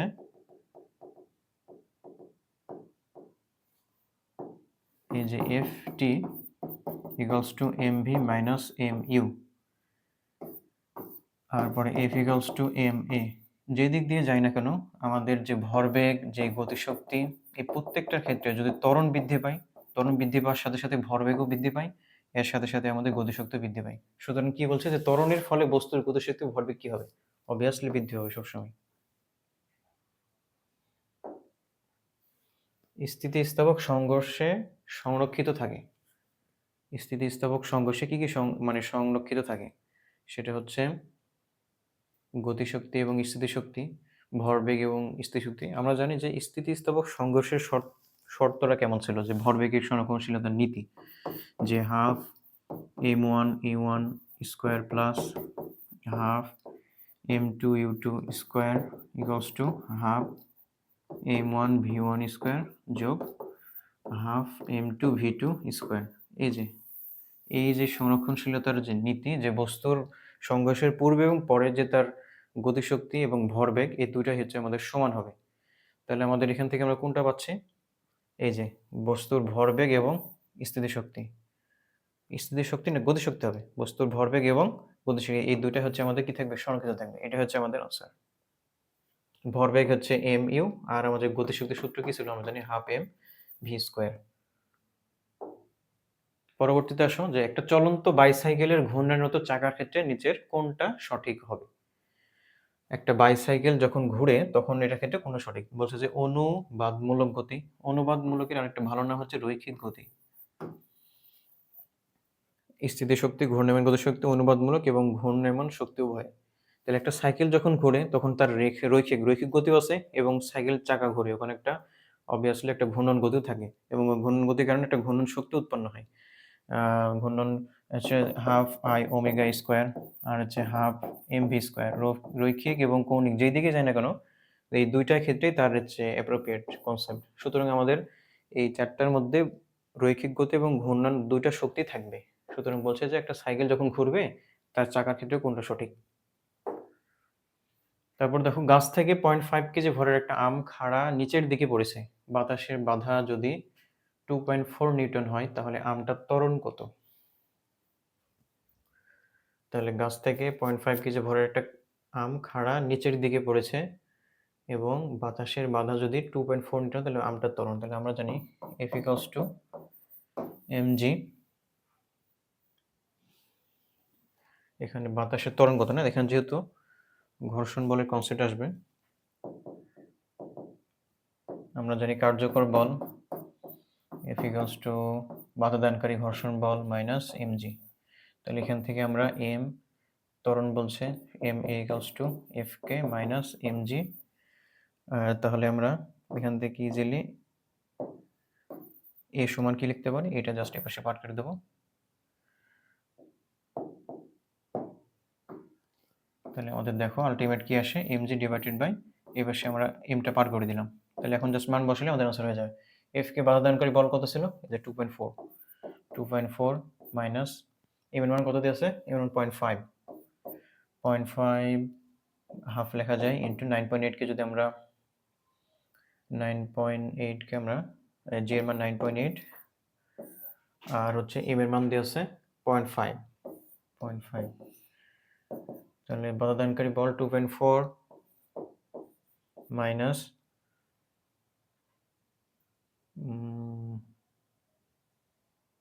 9.8 কে যদি অর্ধেক করো তাহলে হবে 4.5। আচ্ছা যদি এখানে আমরা 10 ধরে নিই, 10 যদি ধরি তাহলে j equal to 9 10 তাহলে এটাকে হলে 5 হবে। আমরা পরবর্তীতে এটাকে মিনিমাইজ করব, 10 ধরে গেলে একটু সহজ হবে। দেখো তাহলে আমরা কি করতে পারি? তাহলে এটাকে যদি 10 ধরতাম তাহলে হাফ যদি করি তাহলে কত আসে? 5 ডিভাইডেড বাই 0.5। তাহলে আমাদের 2.4 থেকে 5 বাদ যদি দিই তাহলে 2.6 ডিভাইডেড বাই 0.5। তাহলে আমাদের আনসার 2.6 এর আনসার হচ্ছে কত? 26 দুগুণে 52 5.2। তাহলে 5.2 এর কাছাকাছি আমাদের আনসার কোনটা দেখো? এই যে 5.55। এটা হচ্ছে আমাদের আলটিমেট আনসার হবে। পরবর্তী দেখো যে আমাদের এখানে একটা কোশ্চেন দিয়েছে সেটা দেখো, সেটা হচ্ছে ভূ সমতলের সাথে 30 ডিগ্রি কোণে আনত পথে একটা 2 কেজি ভরের বস্তু 3 মিটার পার সেকেন্ড বেগে টানা হচ্ছে। এর ফলে বস্তুটার উপর যে কত নিউটন বল প্রয়োগ করছে এটা আমরা বের করার চেষ্টা করবো। তাহলে দেখো আনত তলে একটা বস্তু 30 ডিগ্রি কোণে উপরের দিকে নিয়ে যাওয়া হচ্ছে। তাহলে আমরা এই কনসেপ্টটাকে ক্লিয়ার হই উপাংশ ভেক্টর দিয়ে। এখানে যদি একটা বল ক্রিয়া করো তাহলে mg নিচের দিকে আর ঠিক তার লম্ব বরাবর উপরে আর ক্রিয়া করে। আর এটার দুইটা উপাংশ ভেক্টর থেকে আমরা জানি, একটা হচ্ছে mg cos থিটা আর ঠিক তার আনত বরাবর mg sin থিটা। আর এর বিপরীতে কে ক্রিয়া করে? f। আর এই fটাই তো সামনের দিকে বস্তুটাকে নিয়ে যায়। আর ঠিক তার বিপরীতে আবার ঘর্ষণ নামক যে বল আছে f কেও এটাও ক্রিয়া করে। এটা আমাদের জেনে রাখা ভালো।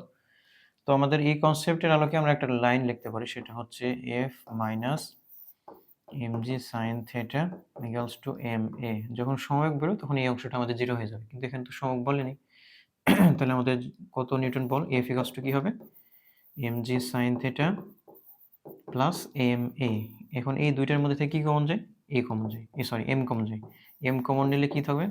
এম কমন নিলে আমাদের এ প্লাস জি সাইন থিটা। তাহলে আমাদের ম্যাথ হয়ে গেছে। এম এর মান কত দেওয়া আছে? এম এর মান 2 কেজি, এর মান কত দিয়েছে 3 যোগ জি এর মান কত? জি এর মান আমরা 10 ধরে নিলাম, সাইন থিটা, থিটার মান কত 30 ডিগ্রি, সাইন 30 ডিগ্রির মান কত হাফ। তাহলে দেখো 10 যদি 2 দ্বারা ভাগ করো কত হবে 5, 5 আর 3 কত হবে 8, 8 দুগুণে কত 16। যেহেতু দেখো আমরা জি এর মান কত ধরেছি 10 ধরেছিলাম, কিন্তু স্ট্যান্ডার্ড কত 9.8, তার মানে অবশ্যই আমরা কিছু বেশি নিয়েছি না। সুতরাং এই আলোকে আমাদের অ্যান্সারটা এখন চেক করতে হবে। 16 আমাদের আসছে, তার মানে এর কাছাকাছি কিছু হবে, তার মানে 15.8, এটা হচ্ছে আমাদের কাছাকাছি, এটা আমাদের আনসার। আমাদের এখানে কোশ্চেনটা কি বলছে দেখো, বলছে যে একটা বস্তুকে 10 মিটার পার সেকেন্ড ত্বরণে যদি গতিশীল করতে চাই 50 নিউটন বল প্রয়োগ করতে হয় এবং পথের আবার ঘর্ষণ আছে 10 নিউটন। তার একটা বস্তু দেওয়া আছে, ওইটাকে বলছে যে আমি এত নিউটন ফোর্সে আমি নিয়ে যাব, কিন্তু ওখানে অবশ্যই কিছু ঘর্ষণ বল থাকবে। যেমন কি থাকতে পারে? আমরা কোশ্চেনটা তাহলে অ্যান্সারটা কেমনে করব? আমরা জানি সূত্র, কার্যকর বল মাইনাস ঘর্ষণ বল ইকুয়ালস টু এম এ বা প্রযুক্ত বল। তাহলে আমাদের বের করতে গেলে হচ্ছে কি বস্তুটার ভর নির্ণয় করো। তাহলে বস্তুটার ভর M equals to F minus F K divided by A. তাহলে দেখো সব মান দিয়ে আছে। তোমার প্রযুক্ত বল কত ছিল 50 নিউটন, এর জন্য ঘর্ষণ বল কত হয়েছে 10 নিউটন, আর ত্বরণ কত ছিল 10। তাহলে তোমার 50 থেকে 10 বাদ দিলে 40, তাহলে এটা হচ্ছে 4 কেজি। কোথায় আছে আমাদের আনসার চেক করি, এই যে ক নাম্বার। এখানে যে কোশ্চেনটা বলছে যে আমাদের একটা কাঠের তক্তার উপরে অবস্থিত একটা একটা ইটের নিশ্চল কোণ কত দিয়েছে 40 ডিগ্রি। ইট এবং তক্তার মধ্যকার স্থিতি ঘর্ষণ গুণাঙ্ক নির্ণয় করো। তাহলে স্থিতি ঘর্ষণ গুণাঙ্ক অথবা গতিশীল ঘর্ষণ গুণাঙ্ক, যে গুণাঙ্কই বলুক না কেন, আমাদের সূত্র হচ্ছে mu equal to tan theta. এই সূত্রটা আমাদের মনে রাখতে হবে। তাহলে tan আর থিটার মানটা আমাদের দেয়া আছে কত tan 40 ডিগ্রি দেয়া আছে। তাহলে আমরা এই থিটার জায়গাতে এখন জাস্ট খালি 40 বসাবো। tan 40 ডিগ্রির মান কিন্তু অ্যাকচুয়ালি ওইভাবে আমাদের এই যে আমরা সারণী এগুলো পড়ি যে ওখানে নরমালি 30, 45, তারপর 90, 60 এগুলার মান দিয়ে থাকে, কিন্তু আসলে 40 এর মান দেয়া থাকে না। তাহলে এখন আমাদের উপায় কি? এখন আমাদের উপায় হচ্ছে এরকম বিগত সালের যে কোশ্চেনগুলো আছে যেগুলা মোটামুটি ধরেছে tan 40, tan 50, tan 60, tan 60 degree তো মান যায়, কিন্তু tan 70 কত হবে? এই যে মোটামুটি একটা কনসেপ্ট মনে থাকে যে tan 40 ডিগ্রির মান, tan 40 ডিগ্রির মান হচ্ছে 0.8356। এটার মানে যদি দশমিকের পরে 1 ঘর নিই তাহলে 0.84, এটা হচ্ছে আমাদের tan 40 ডিগ্রি মান। এটা একটা ওয়ে, মানে ডাইরেক্ট মানে মুখস্থ রাখবা।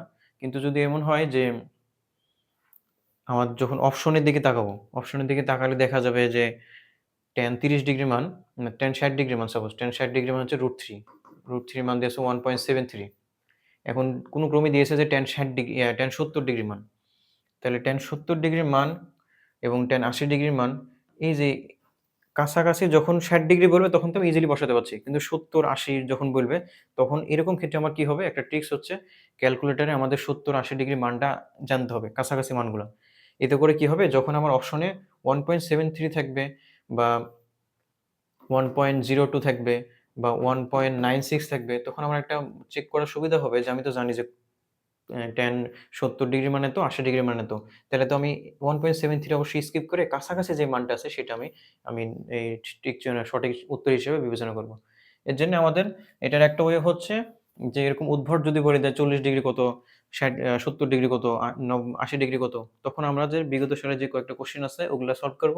আরেকটা ওয়ে হচ্ছে যদি মনে রাখতে পারো যে কাছাকাছি মানগুলা কত হয়। tan 30 ডিগ্রি যদি এত হয়, দশমিক মানগুলা কিন্তু obviously tan 60 ডিগ্রি যদি 1.73 হয়, তার মানে tan 70 ডিগ্রি মান কত? এর সাথে, সাথে যদি এই জিনিসটা পড়ে নাও, এতে করে যদি এরকম কখনো উদ্ভট কোশ্চেনও আসে, তাহলে কিন্তু এটা রাইট অ্যান্সার দিতে পারবে। এই অ্যাডমিশনে কিন্তু একটা কোশ্চেনের আনসার কেউ পারছে না, কিন্তু তুমি পেরেছো। এটা অবশ্যই তোমাকে অনেক বেনিফিট দিবে। তোমার মেরিট লিস্ট অনেক আগায় দেবে এবং অনেক ভালো একটা সাবজেক্ট পাবা। তো ধন্যবাদ সবাইকে আমাদের এতক্ষণ ক্লাসটা উপভোগ করার জন্য। আমাদের এই নিউটনিয়ান বলবিদ্যার যে পরবর্তী টাইপগুলো আছে ওগুলো আমরা ধারাবাহিকভাবে আমাদের শেষ করব। তো আমাদের সঙ্গে থাকবে আশা করি এবং তোমাদের বন্ধুদেরকেও রেফার করবা। এখান থেকে অনেক কিছু শিখতে পারবা। ধন্যবাদ সবাইকে।